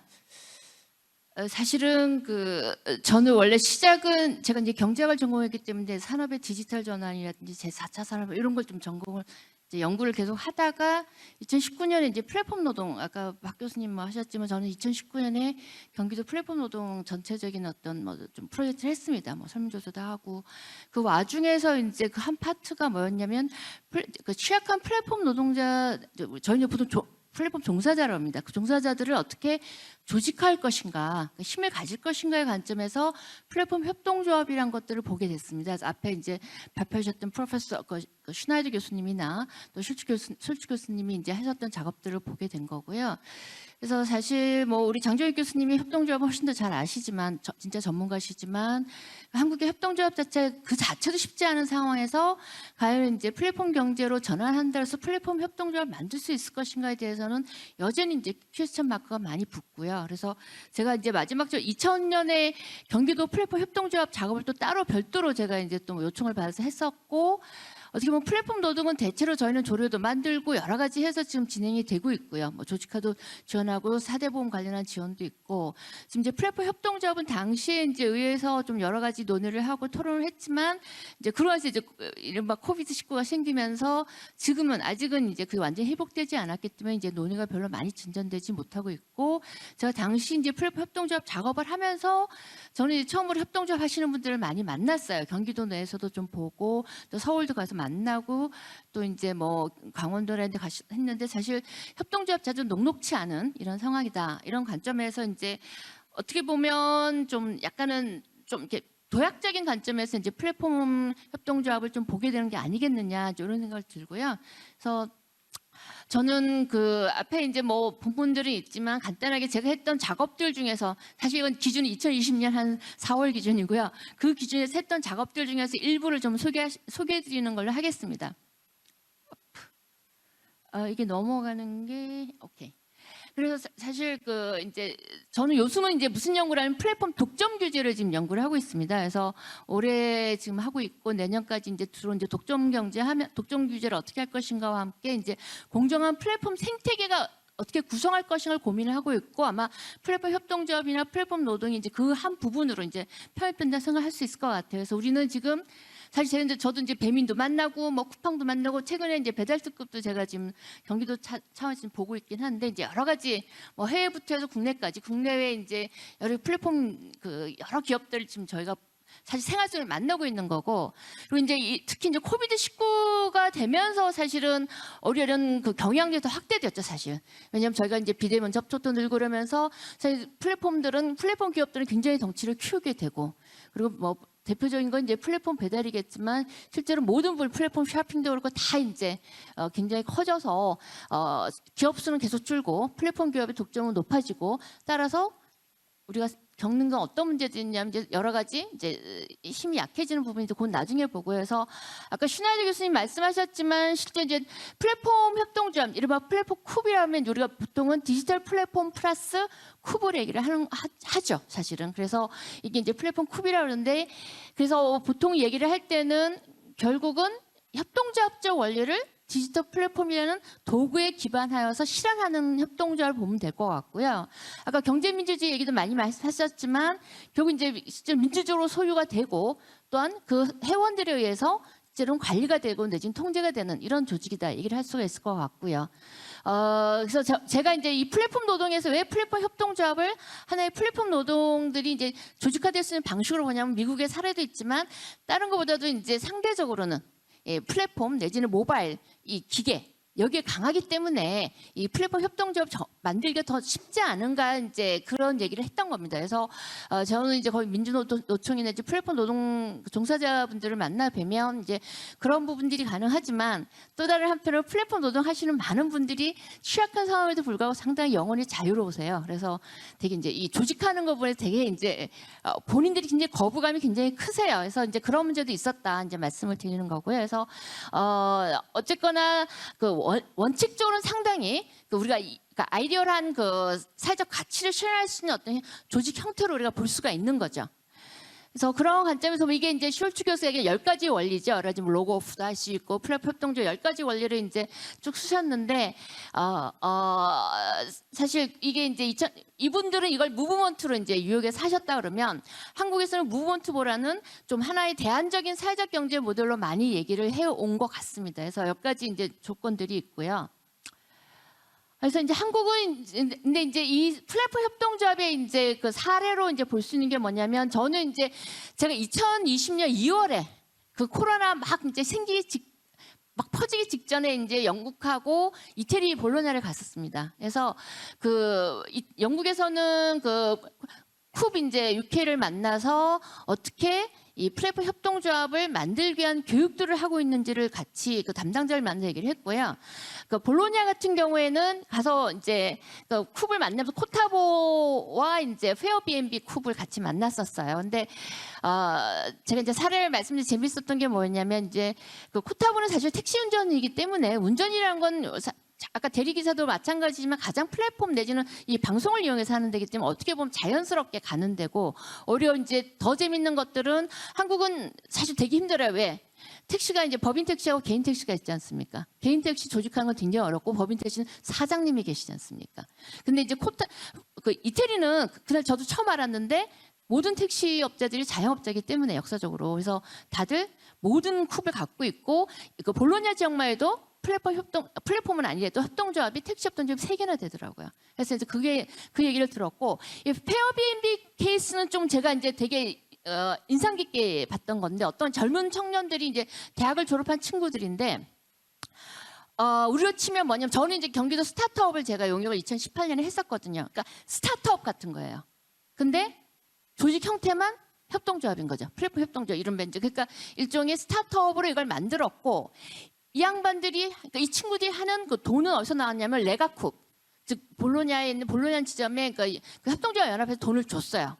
그러니까 돈을 많이 그러니까 일부 해주고, 다음에 이제 우리는 한국에는 없지만 뭐 물론 농협 이런 데서 앞으로 할 수 있을지 모르겠으나 이제 쿱뱅크가 있는 거죠. 쿱뱅크에서 돈을 좀 대출을 해서 관광을 중심으로 한 그 플랫폼 협동조합, 즉 자기들 꿈은 그거래요. 에어비앤비를 막 맞쓰는 뭐 이런 걸 만들고 싶다 얘기를 해서, 이제 그 당시에 베니스에도 있고 몇 군데가 있다 그러더라고요. 근데 이게 지금도 이제 작동하는지 모르겠습니다. 그때는 이제 그렇게 해서 이 친구들이 있는 그 사업을 하는 곳이 어디냐면, 볼로냐시에서 하는 스타트업, 우리가 지금 스타트업 캠퍼스 같은 스타트업들이 모여놓은 그 공간에 입주해 있더라고요. 그래서 그 옆에는 다 스타트업이래요. 자기들만 이제 협동조합 형태 얘기를 했는데, 이게 상당히 좀 재밌어서 이 친구들은 다 20대 한 중반 정도이고, 이제 지역 기반이고, 여러분 얘기 많이 들으셨겠지만, 이제 관광으로 인해서 지역이 피폐화되는 걸 반대하는 사람들이 이제 생기잖아요. 특히 유럽에서는. 그래서 그런 것들을 지향해 나가서, 하여튼 그 사업을 한다고 그래서 다 초기 단계였는데 지금 어떻게 되는지 모르겠습니다. 여러 가지가 있습니다. 그래서 이런 사례들이 있고요. 그래서 저는 그래서 왜 이제 플랫폼 쿱이냐면, 아까 이제 슈나이더 교수께서 이제 뭐 지금 디지털 시대의 어떤 뭐 얘기 쭉 하셨지만, 원래 시작 자체가 이제 어떻게 보면 플랫폼 대기업들, 빅테크에 대한 저항 운동의 관점에서 시작을 했지 않습니까? 근데 저는 솔직히 말씀을 드리면 플랫폼 대기업에 대한 대안은 아니라고 생각합니다. 지금 무슨 얘기냐면, 하나의 사회적 경제 모델로서의 플랫폼 쿱을 할 수는 있으나, 이것이 지금의 디지털 경제 내에서의 어떤 그 플랫폼 경제 대기업들을 완전히 대체할 수는 없다. 단지 그것들을 좀 약화시킨다거나, 아니면 아까 얘기한 취약한 노동자들의 스스로의 조직화라든지, 아니면 커뮤니티 베이스에 뭔가 활동을 할 수 있는 것들, 이제 그런 부분들 좀 제가 된다고 저는 생각을 하고요. 그래서 그 이제 디지털 모노폴리가 커지면서 가지는 여러 가지 문제점들 중에서 하나가 이제 로컬 서플라이어가 굉장히 줄지 않습니까? 독점이 되기 때문에. 그래서 결국 이것들이 지역 경제의 어떤 생태계를 죽이기 때문에 이런 문제라든지, 또 하나는 그 실질적으로는 소비자들이, 그러니까 우리가 이제 흔히 경쟁하는 사람 얘기하면 독과점이 생기면 당연히 소비자들이 시장 파워가 약해지기 때문에, 결국은 소비자들한테 처음에는 뭐 쓰고 막 우리가 이제 구글도 쓰고 참 편리하게 느껴지지만, 결국 나중에는 뭐 비용 문제, 여러 가지 문제로 해서 결국 개인정보 문제도 있지만, 정보 탈취 문제도 있지만, 결국은 소비자의 그 후생이 이제 떨어지는 문제가 있는 거고요. 그다음에 플랫폼 웍이 이제 양성이 되기 때문에 플랫폼 노동이 굉장히 이제 많아지고 다양한 분야로 이제 퍼지게 되면서, 실질적으로는 이제 레이버 마켓, 그러니까 노동 시장이 굉장히 취약해지는 문제들이 있기 때문에 우리가 하나의 모델로서 플랫폼 쿱을 얘기를 할 수는 있다고 생각을 합니다. 하지만 이제 시장을 완전히 대체한다고 보지 않고, 이런 것들이 어떻게 보면 플랫폼 대기업들의 횡포를 막을 수 있는 역할을 하는 거죠. 특히 지역 경제에서는 그게 필요한 것 같습니다. 그래서 근데 이제 문제는 이제 사실 굉장히 필요하다고 우리가 생각하지, 협동조합 원리가 똑같은데, 협동조합 우리가 필요하다 얘기를 하지만, 저도 지역의 협동조합 좀 만나보면 굉장히 열악해요, 실질적으로. 그래서 문제도 되게 많고, 만나서 말씀 들어보면 뭐 어떤 분들은 협동조합이 약간되고 정관조인데 뭐 그게 뭔지를 모르겠다는 분부터 해서 여러 가지 내부 문제가 굉장히 크더라고요. 그래서 굉장히 이제 불투명한다든지, 협동조합적 원리가 굉장히 약해요. 저희가 교육을 받음에도 불구하고. 이제 그런 문제라든지, 또 규모가 너무 작고, 그래서 아까 그 슈나이 교수가 했던 이제 파이낸싱이 굉장히 중요한 거죠. 사실 스케일업을 하려면. 그러니까 이제 규모가 작은 문제, 불투명하죠, 비민주적이죠. 사실 가장 민주적이어야 될 조직이 비민주적인 문제점도 있고, 또 한국의 이제 협동조합 지원 정책은 지금 대체로 저희 지역 같은 경우에는 설립 위주입니다. 실제로. 그러니까 설립을 어떻게 하고 뭐 이런 것들은 도와주시지만 그다음에 지속 가능하고 협동조합이 성장하는 부분에 대한 지원 정책이 굉장히 부족합니다. 이건 서울도 비슷하더라고요. 가서 보니까. 그래서 이런 문제들도 있고 또 뭐 아까 앞에서 지적된 펀딩 시스템이 거의 없는 우리는 이제 사회적 금융이 아직까지는 활발하지 않을 뿐더러 우리나라 금융 자체가 굉장히 캐피탈화 된 데기 때문에 한국이 이제 경제 구조도 그렇지만 특히 금융이 그렇습니다. 그래서 이런 부분이 이제 그 제대로 작동을 못 하고 있기 때문에 이걸 개선하는 게 이제 굉장히 필요한 거죠. 사실 이거는 이 얘기는 제가 말씀드린 건 플랫폼 협동조합이다 아니다의 문제가 아니라 한국의 전반적인 사회적 경제 또는 한국의 전통적인 협동조합조차도 이런 부분들이 해결되지 않으면 활발하게 활동을 할 수 없는 이런 상황이 좀 있지 않을까 생각이 들어서 여러 가지 뭐 그 성장을 위한 여러 가지 뭐 지원도 해야 되는 거고요. 그다음에 그 지역 기반의 어떤 관리 시스템도 필요한 것 같고요. 지역에 가면 데이터가 제대로 없거든요. 그래서 그런 것도 필요하고, 그다음에 이제 민주적 원리들에 대한 그런 그 교육이라든지 이제 협동조합 원리에 대한 것들을 좀 인식이 확산이 될 필요가 있는 것 같고요. 특히 저는 이제 이건 한국 스타트업도 마찬가지지만 이제는 성장을 지향하기, 성장에 초점을 둔 지원 체계들이 많이 구축되는 생각을 합니다. 그래서 그런 것들이 필요하고, 그다음에 이제 소셜 파이낸싱을 좀 해야 되는데 로컬 베이스로 해야 되겠죠. 이제 이런 것들이 조금 강화되는 것들이 필요하겠다. 그러니까 이건 재정으로만 할 수 있는 게 아니거든요. 이 스케일업을 하는 것들은. 그래서 재정이 아닌 좀 지역 기반적인 새로운 형태를 필요하고 저번에 제가 그때 처음 2020년 그 영국에 갔을 때는 이제 이런 커뮤니티 쉐어라든지 이런 것들을 많이 하더라고요. 그래서 이런 게 좀 필요한 것 같고요. 그래서 이제 뭐 여러 가지 작업들 중에서 이제 간단하게 말씀을 드리면 제가 이제 뭐 그때 경기도 작업을 할 때는 굉장히 많은 이제 정책 내용들을 썼었는데 이제 거기서 몇 가지만 좀 취해왔습니다. 그래서 이것 협동조합도 내지는 사회적 경제도 하나의 생태계다. 생태계를 구축해야 되는 거지 하나하나 기관 만드는데 지원 정책이 집중되면 안 된다고 생각을 합니다. 그래서 뭐 그 서울은 크라우드 펀딩을 했던데요. 뭐 크라우드 펀딩도 하고 지역 및 참여를 하게 하고 실제로는 중앙정부, 지방정부 협력이라든지 또 지역 단위들의 어떤 여러 가지 협력들이 좀 필요한 이런 생태를 꾸려서 실제로 지역 경제 활성화라는 관점을 좀 많이 바라볼 필요가 있을 것이다. 좀 이런 생각을 좀 했고요. 두 번째로는 그러니까 지금 플랫폼 시대 아니겠습니까? 그래서 좀 이게 이제 그 뉴욕에서 이제 PwC나 이런 데서 한 거지만 우리도 좀 키트 같은 거 좀 만들자. 이건 제가 제안을 좀 많이 했어요. 협동조합도 필요한 거고요. 이거는 이제 플랫폼 협동조합도 필요하고 좀 여러 가지 사회적 경제 모델에서 많이 필요한 키트들을 좀 만들어서 사람들이 쉽게 접근할 수 있고 쉽게 볼 수 있도록 좀 하는 것들이 필요하겠다. 이건 돈도 많이 안 들거든요. 그런 거고요.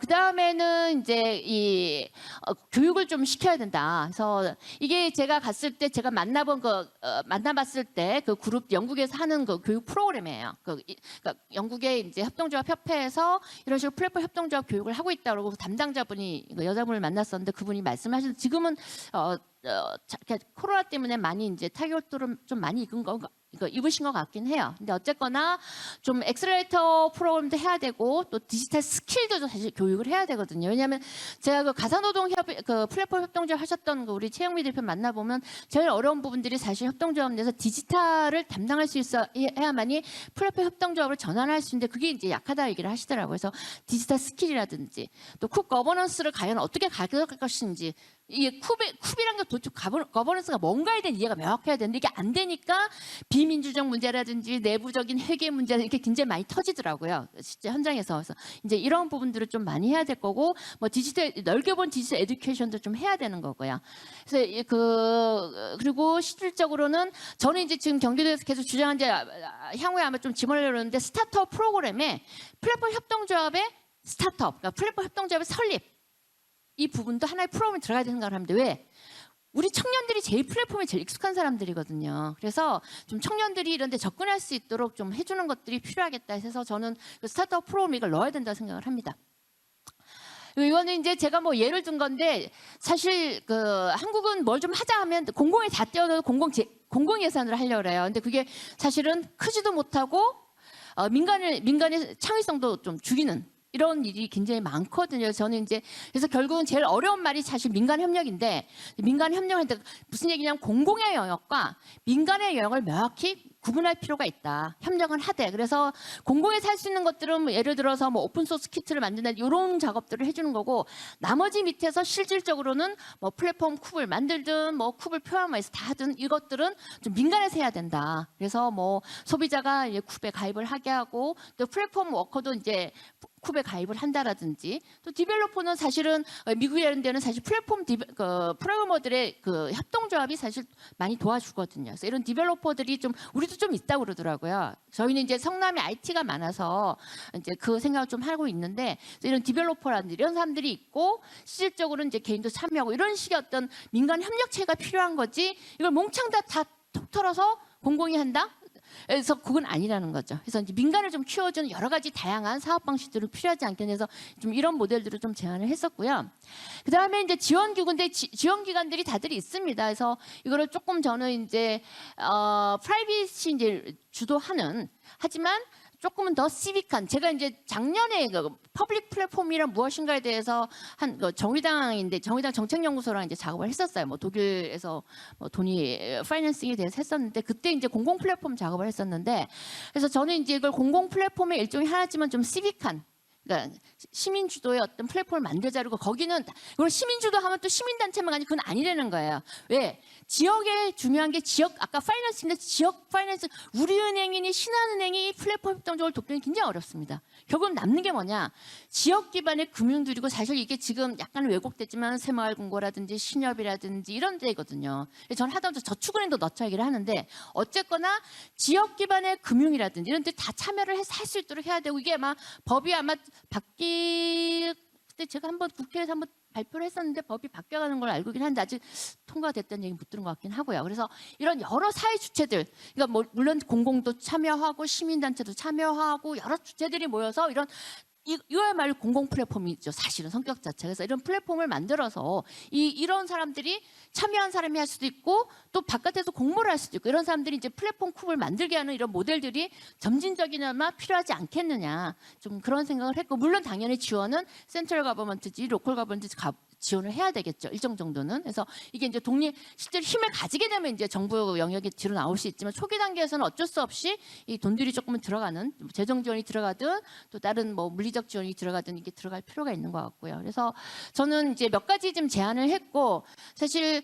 협동조합도 어려운 세상에 플랫폼 협동조합은 더 어려운 세상이다. 그럼에도 불구하고 좀 새로운 모델을 한번 우리가 다 같이 고민의 여지는 있지 않겠는가. 그리고 굉장히 효과적인 모델이고 사람들한테 좀 맞는 모델 특히 이제 젊은 청년들한테는 조금 많이 도움이 될 수 있는 모델이기 때문에 한번 지역에서 한번 고민해보는 것도 필요하겠다 생각을 했습니다. 네, 이상입니다.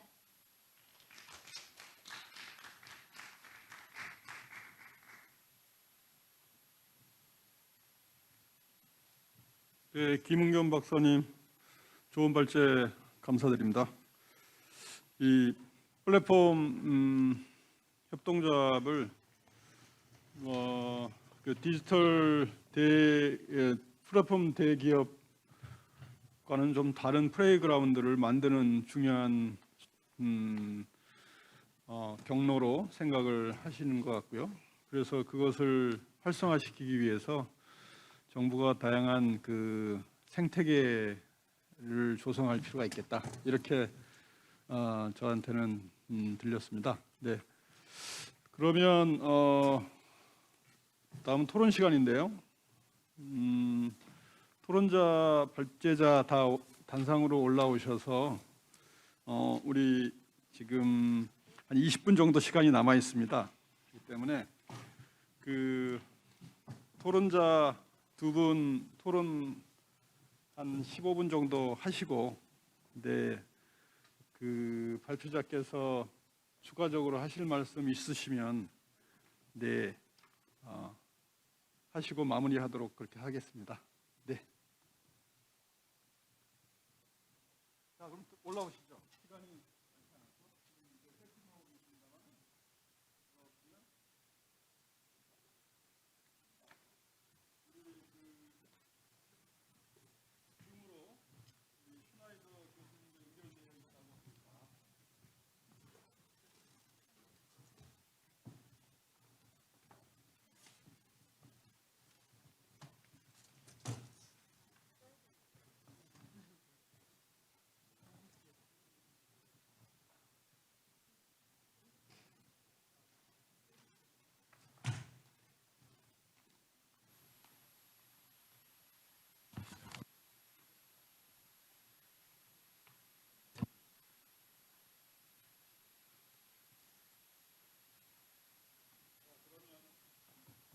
네, 그러면 우리 첫 번째 토론자로 그 정수경 어반 베이스 캠프 대표님 모시도록 하겠습니다.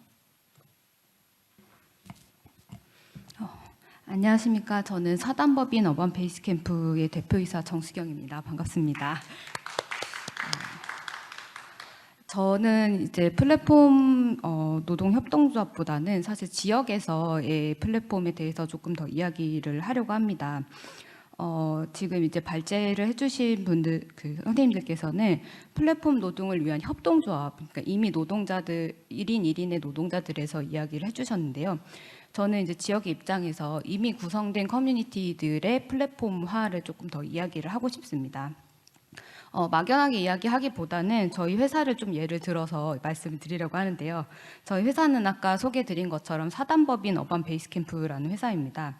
저희 회사가 도시 문제라던가 로컬 그리고 지역을 고민하는 프리랜서나 1인 기업들이 모여서 만들어진 이제 공유 공간이고 또 그거를 통해서 다시 사단법인화된 조금씩 성장하고 있는 회사라고 생각하시면 되는데요. 저희 회사의 특징이 이제 협동조합은 아니지만 저희가 1인의 사업, 그러니까 회사들이 다 사업자를 가지고 있고 그걸 생계를 해결하면서도 함께 일을 하는 구조라고 보시면 됩니다. 그래서 어반 베이스 캠프라는 이름으로 어떤 대규모의 연구 활동을 한다거나 프로젝트들을 진행을 하고 있는데요. 발제자님들께서 말씀하신 협동조합은 아니지만 사실 김은경 박사님께서 언급하셨던 그 스타트업들이 사실 협동조합의 형태로 운영을 했다라는 그것과 조금 비슷한 지역 기업이 아닐까라고 생각을 하고 있습니다. 근데 저희 지역 기업이 이렇게 시작을 하게 된 게 이런 거예요. 저희가 이제 1인 기업으로 다 시작을 해서 매우 열악한 환경이고 그리고 돈도 못 버는 상황에서 각자 혼자서는 일을 할 수가 없으니까 팀을 항상 구성을 해서 프로젝트를 진행을 했습니다. 근데 그 프로젝트들이 사실은 비슷한 사람들이 항상 만나는 거예요. 근데 어느 날 한 20대 기업과 카페 4곳에서 4개 프로젝트 회의를 했습니다. 그러니까 저희가 커피 3개를 4번, 12번을 결제를 한 거죠. 근데 그게 한 달을 지나다 보니까 20일을 그 정도를 하고 있는 겁니다. 그래서 저희끼리 그러려면 차라리 공간을 빌리자라고 해서 회사를 공간을 이제 마련을 하게 됐습니다. 그래서 지금 그때 당시에는 4명이서 공간을 운영을 하고 있었는데 지금은 7명이 됐고 그다음에 같이 하고 싶은 사람들이 점점 늘어나고 있는 상황입니다. 그런데 그렇게 일을 하다 보니까 각자 기업은 여전히 영세에서 저희가 그렇게 하지 말고 사단법인을 내자. 라고 해서 법인을 내게 되었고 그게 사실 협동조합이냐 법인이냐를 좀 고민을 많이 했는데 저희는 연구 쪽이기 때문에 사단법인을 선택을 했습니다. 그래서 그렇게 하다 보니까 이제 저희가 비영리 연구 조직이 할 수 있는 좀 큰 규모의 연구들을 하게 되었고 저희가 그 과정에서 각자의 회사들을 계속 소개를 하면서 그 회사들 작은 회사들 1, 2인이 운영하는 회사들마저도 각자의 자리를 잡고 본인들이 또 다른 일을 시작할 수 있는 기반이 되고 있습니다. 네, 저희가 플랫폼 이렇게 이제 계속 오프라인으로 일을 하다가 사실 3번째 꿈은 디지털 전환을 하는 겁니다. 저희 공간의 규모는 이게 정해져 있습니다. 그래서 실제로 저희가 같이 일을 하시는 분들이 저희 공간에 들어오기는 힘든 상황인 거죠. 그래서 디지털화를 통해서 저희가 네트워크를 하고 그 안에서 똑같이 1인이나 2인의 기업들 그리고 시작하는 저희 후배 기업일 수도 있고 아니면 선배님 기업들이 들어와서 저희가 지역을 고민하고 그다음에 로컬의 이야기를 하고 하는 형태들의 이제 사업들을 진행을 하려고 하고 있는데요. 이게 이제 저희가 계속 2년째 망설이고 있습니다. 디지털 전환이라는 것이 저희가 생각했던 것보다 굉장히 어려운 일이더라고요. 그래서 이 부분들을 고민을 하더라도 우선 저희가 중요하게 생각을 하고 있는 건 커뮤니티를 하는 거다였습니다. 그러니까 디지털 전환 전에 이분들이 정말 우리랑 같은 지향점을 가지고 있는지 그리고 협력을 할 수 있는지 그리고 어느 상황에서 화가 나더라도 같이 참고 이야기할 수 있는가에 대한 이야기를 하면서 지금 현재 계속 함께하자는 메시지를 보내고 있고요. 러브콜을 해서 저희가 이제 그 이너서클들을 만들어서 회사들을 확장을 시키고 있는 상황입니다. 그러면 사실 모든 분들이 그냥 만들어 버려라고 얘기를 하세요. 디지털 전환 플랫폼을 만들어서 혹은 홈페이지를 만들어서 오라고 하면 된다라고 하시는데 저희가 고민을 하는 포인트들이 있습니다. 3가지 정도가 있는데 첫 번째는 사실 대기업들은 자본이 많고 이제 그냥 많은 사람들이 소비를 하겠지만 저희는 작은 곳이기 때문에 단순히 플랫폼을 만든다고 해서 이게 성공할 수 있는가에 대한 이제 것인데 그 세 가지가 있습니다. 하나는 우리는 어차피 지역에서 오프라인에서 시작을 하는 거기 때문에 올라가기 전에 커뮤니티가 명확해야 한다인 거죠. 그래서 지금 말씀드린 것처럼 로컬의 생태계를 우리가 만들어야 한다. 그리고 나서 온라인으로 올라가는 게 제일 중요한 방법이다라고 생각을 하고 있는 점이고요. 두 번째는 사실 기술과 예산입니다. 많이들 말씀해 주셨는데 저희 회사는 다 본업이 있습니다. 그래서 이 플랫폼을 운영을 하려면 그 인력들이 필요한 거죠. 그래서 그 부분에 대한 고민이 있고, 세 번째는 이제 소비자입니다. 저희끼리 좋다고 홈페이지를 만든다고 해서 그게 운영이 되는 게 아닌 거잖아요. 진짜 그 부분들을 고민을 진행을 하고 있는 상황입니다. 그 사실 저희 말고도 지역에서는 이렇게 고민을 해서 홈페이지를 만들고 함께 뭔가를 해볼까 하는 플랫폼들이 많이 있습니다. 근데 독과점적인 플랫폼이 되면 어떡하지가 아니고 정말 망하는 플랫폼이 너무 많습니다. 그래서 저희가 고민하는 이 지향점 3개에 대해서 충분히 고민을 하지 않지 않았나라는 겁니다. 저희가 잘났다가 아니라 실상 저분들이 저렇게 안 했기 때문에 저희가 이제 그걸 보고 실패 사례를 보고 고민을 하고 있는 중인데요. 이러한 지향점들을 고민을 하고 있는 상황에서 전주시에서 그 음식 관련된 플랫폼을 만드셨습니다. 맛배달 플랫폼이죠. 그 플랫폼을 이제 거의 좀 큰 돈을 들여서 만드시고 실제로는 소비자들에게 어필을 할 수가 없습니다. 그러니까 이제 전주에서 운영을 하니까 이용해줘 밖에 할 수가 없는 거죠. 그러니까 실제로 소비자들한테는 배달의 민족에게 가는 혜택과 그러니까 가격과 비슷하기 때문에 실제로 소비자들 입장에서는 아무래도 배달의 민족을 이용하게 되는데, 전주시 입장에서는 그거를 적극적으로 우리 걸 이용해달라고 그 말을 하기엔 시장 개입이기 때문에 말을 할 수 없는 상황이 많은데요.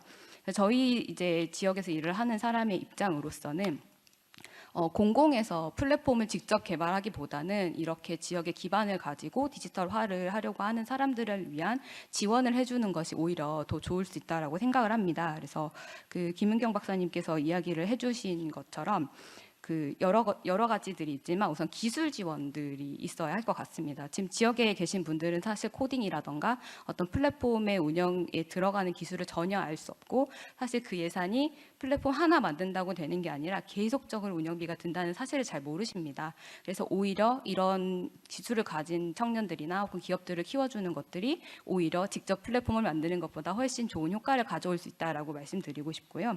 그리고 이제 크라우드 펀딩이라던가 이런 형태들의 것을 안내해주고 소개해주는 역할을 하는 것이 공공의 역할에 적합하지 않을까라고 말씀을 드리고 싶습니다.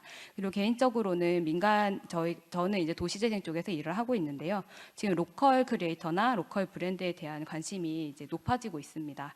근데 되게 안타깝게도 그런 사람들이 개인의 플랫폼을 만들려고 한다거나 그 정부의 돈을 받아서 진행을 하려고 하는데요. 그렇게 하지 않고 지역에서 각자 생태계를 만들어서 그 후에 공공과 협력을 했으면 좋겠습니다. 네, 이상입니다. 네, 정 대표님 좋은 토론 감사드립니다. 네, 우리 정 대표님은 실제로 플랫폼을 지금 운영하고 계셔서 이 전주 시민사회 기반의 플랫폼 운영 경험이 앞으로 디지털 플랫폼 협동조합을 만약에 전주시에서 시도할 때 큰 노하우로 작용할 수 있지 않을까 이런 기대를 해봅니다. 네, 다음은 우리 허문경 교수님 모셔서 토론을 듣도록 하겠습니다. 네. 네, 저는 연구자로서 문화예술인들의 그 프리랜서 노동자 플랫폼 협동조합의 해외 선진 사례인 스마트를 접한 것을 계기로 플랫폼 협동조합에 관심을 갖게 되었습니다. 그래서 플랫폼 협동조합은 플랫폼 노동 문제의 해결 방안으로서 이상적인 형태입니다만 현실적으로 설립에 어려움이 예상되기 때문에 이번 토론에서는 보다 넓은 범위에서 생각을 해보자 합니다. 이게 전 산업 분야에 걸쳐서 수직적 수평적으로 플랫폼화가 가속화되고 있고 플랫폼 기업의 과도한 이윤 추구와 열악한 노동 환경이 사회 문제가 되고 있습니다. 그러나 한편으로는 UN과 OECD와 또 비콥 기업이라고 해서 베네핏 코퍼레이션이죠. 이것을 인증하는 비랩, 그다음에 지속가능 보고서의 가이드라인을 제시하는 국제기구인 GRI 등이 임팩트 매니지먼트 플랫폼을 공동으로 런칭했다는 뉴스도 접하게 됩니다. 우리가 그래서 지금 사용하고 있는 플랫폼이란 용어가 굉장히 스펙트럼이 이렇게 넓다고 할 수 있겠습니다. 플랫폼화, 디지털화의 다양한 양상에 대응해서 예를 들어 신협중앙회에서는 소규모 사회적 경제 조직에서 관리하기 어려운 회계, 세무, 전자결제 등을 운영 관리할 수 있는 플랫폼을 만든다던가, 중소벤처기업부에서도 소상공인의 온라인 시장 진출을 촉진한다든가, 중소기업 협동조합에서도 협업 플랫폼을 구축하고 있습니다. 플랫폼 협동조합은 이러한 맥락에서 사회적 경제의 새로운 비즈니스 모델로 국내에 소개되었습니다. 그러나 일부 연구자들 사이에서 정보가 공유되었고 일부 업종에서 플랫폼 협동조합 결성이 시도되었다가 중단된 사례가 알려졌을 뿐 답보 상태입니다. 마침 전주시에서는 앞서 발표하신 대로 플랫폼 노동자 실태조사와 이를 토대로 한 지원 방안이 제안되었고, 올해 들어서 플랫폼 노동을 다루는 행정부서가 설치되었습니다. 저는 최근에 전주시의 지원 방안과 현장에서의 소통 과정을 살펴봤는데, 전주시가 매우 신중하게 시간을 두고 접근할 수밖에 없는 상황이 파악되었습니다. 본격적인 정책을 수립하기에 앞서서 플랫폼 노동자의 규모조차 파악하기가 어렵고, 업종이 다양해서 업종별 특성에 따른 대책을 마련하기도 쉽지 않아 보입니다. 한편 실태조사를 통해서 새롭게 알게 된 사실도 많이 있습니다. 플랫폼 노동의 근로기준법이 등 노동관계법 적용이 사각지대에 있는 것은 분명하지만, 플랫폼 노동을 통한 소득에 대해서는 플랫폼에서 일하시는 분들이 만족한다는 응답의 비율이 상당히 예상보다 높았고, 일자리의 지속 가능에 대해서도 대체로 긍정적으로 인식하고 있다는 것은 제가 예상하지 못했던 결과입니다. 또한 업무상의 자율성이 플랫폼 노동 종사자들에게 만족도를 높이는 요인으로 작용을 하며, 업종에 따라서는 2개, 4개 정도의 플랫폼에 소속해서 일을 하기도 하고, 어떤 주업과 함께 부업으로 병행 가능한 이점도 있다는 것을 알게 되었습니다. 업무 역량이나 기술 등의 발전 가능성 측면에서도 업종에 따라서 긍정적인 응답이 나오기도 했습니다. 그래서 한편으로 또 여러 가지를 이제 생각하게 되었죠. 이런 긍정적인 면에 대해서. 그런데 그렇다면 플랫폼 협동조합이나 플랫폼 노동이 아닌 다른 그런 협동조합의 영역에서는 어떻게 이런 인력 관리가 이루어지고 있는가를 봤더니, 노동중개 및 인력시장 플랫폼을 운영하는 일부 사회적 협동조합에서도 이런 앞서 발표에서 제시된 플랫폼 협동조합의 원칙, 비슷한 그런 원칙들이 이상적인 목표로만 제시되지 실제로 현실에서는 굉장히 어렵다는 것을 또 알게 되었습니다. 그래서 저는 이번 국제회의를 계기로 첫 번째로 이 전주 전북 지역, 우리 지역에서 문화예술인들 사이에서, 이 지역이 이제 예향이지 않습니까? 문화예술인들 사이에서 스마트와 같은 그런 조직이 알려지기를 바랍니다. 그리고 실제로 이러한 시도가 이루어지고 있는데 잘 안 되어 있기 때문에 더 알려지기를 바라는 것입니다. 또한 앞서 언급한 대로 페어 B&B 같이 이런 것들이 전주에서 적용되기를 바라는데요.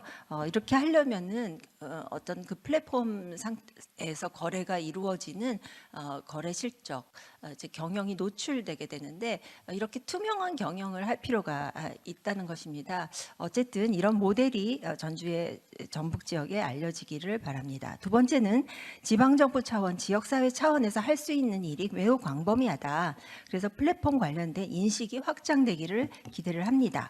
앞서 발제를 하신 네이선 슈나이더 교수님을 비롯해서 플랫폼 협동조합의 선도적인 연구자들은 플랫폼 협동조합을 플랫폼 협동조합 운동으로 정의하고 있습니다. 그래서 초대형 플랫폼 기업에 대한 규제 강화가 세계적인 추세이고, 법적 근거 마련이나 플랫폼을 운영하는 디지털 기술의 측면에서 지금 많이 논의가 되고 있습니다만, 이런 것이 이제 국내에서의 관심사인데요. 그러나 이것보다 전주와 같은 지방정부 차원에서 지역사회 차원에서는 보다 우리가 할 수 있는 일이 있지 않을까 찾아보고자 한다. 이런 말씀을 이제 드리고 싶습니다. 우리의 지역사회에서도 플랫폼 경제로 비롯된 일자리의 위기가 앞으로 더 닥칠 것입니다. 그런데 민주적인 거버넌스, 글로벌 커먼스, 사회정의, 생태적, 사회적 지속 가능성 등을 논의하는 소통의 플랫폼으로 성장을 하기를 기대해 봅니다. 이렇게 되면 지역의 소규모 기업들의 생산성과 효율성, 혁신 역량이 제고되며 시장 경제력이 강화될 것입니다.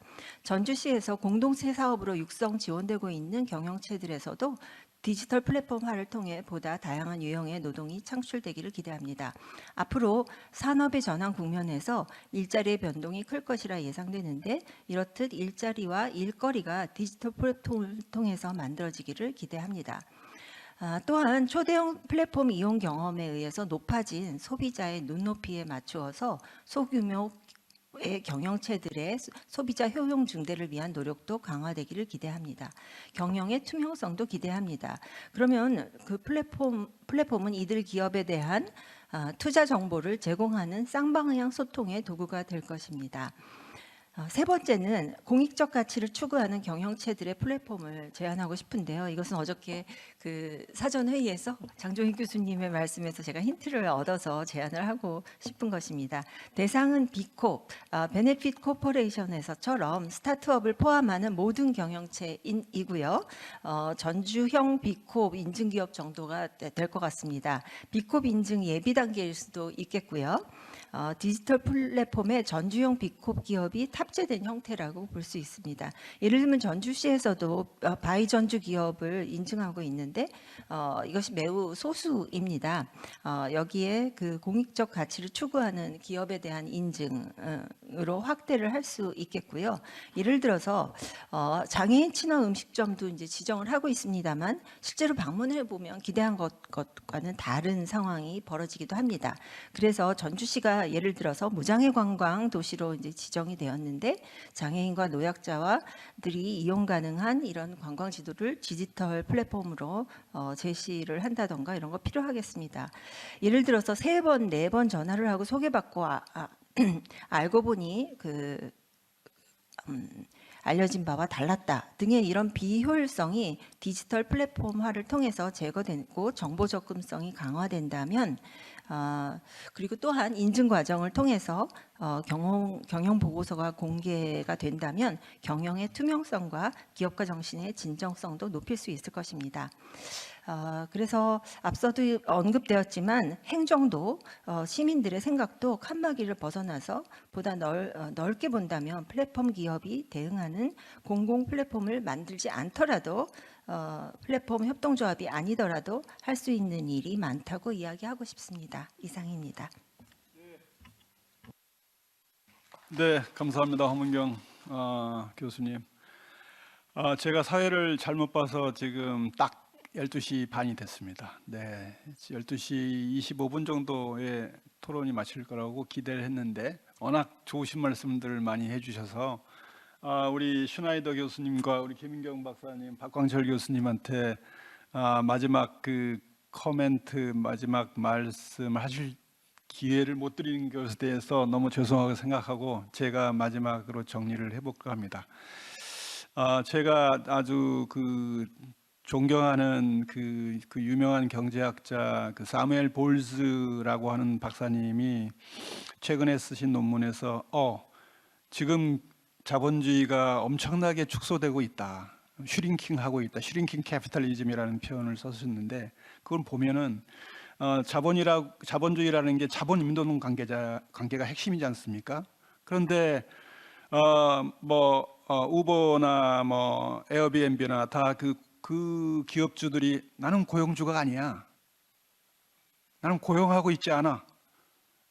다시 말해서 자기 캐피탈 자본가이지만 자기는 고용주가 아니라고, 임노동자를 고용하고 있지 않나 라고 하는 방식으로 자본주의를 회피하고 있고요. 또 하나는 많은 프리랜서들이 전통적인 임노동자가 아니죠. 자이든 타이든 이 두 가지 요인에 의해서 자본주의와는 다른 대안을 지금 향해 가고 있는데 그 한쪽의 대안은 지금 우리가 목격하고 있는 호지 교수님이 아까 말씀하신 매우 원자화되고 사람들 관계가 끊어진, 그러면서 환경과 지역 사회가 파괴까지 이르는 그런 지역도 생길 정도로 지금 많은 문제를 발생하고 있는데 그것에 대한 대안이 지금 모색되고 있는 것 같습니다. 전 세계적으로 특히 선진국의 경우에.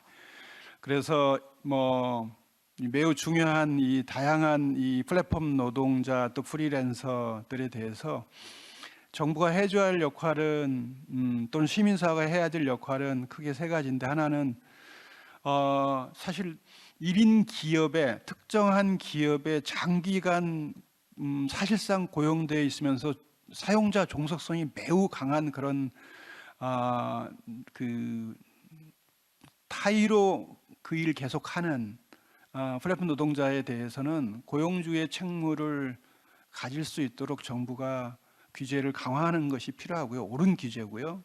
그게 정의로운 디지털 전환의 핵심적인 과제이고요.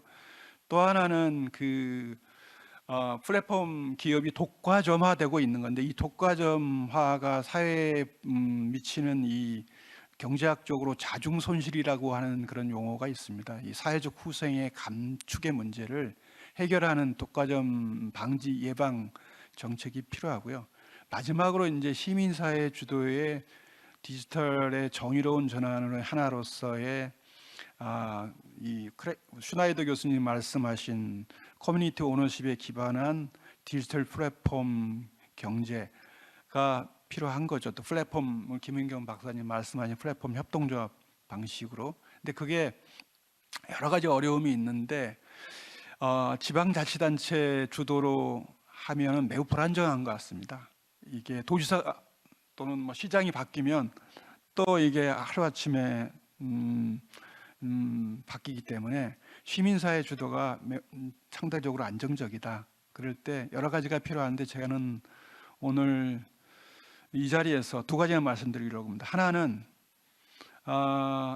그 플랫폼 협동조합이라고 하는 대안이 있다라고 하는 사실을 컴퓨터 공학과의 학생과 교수들이 알 필요가 있겠다.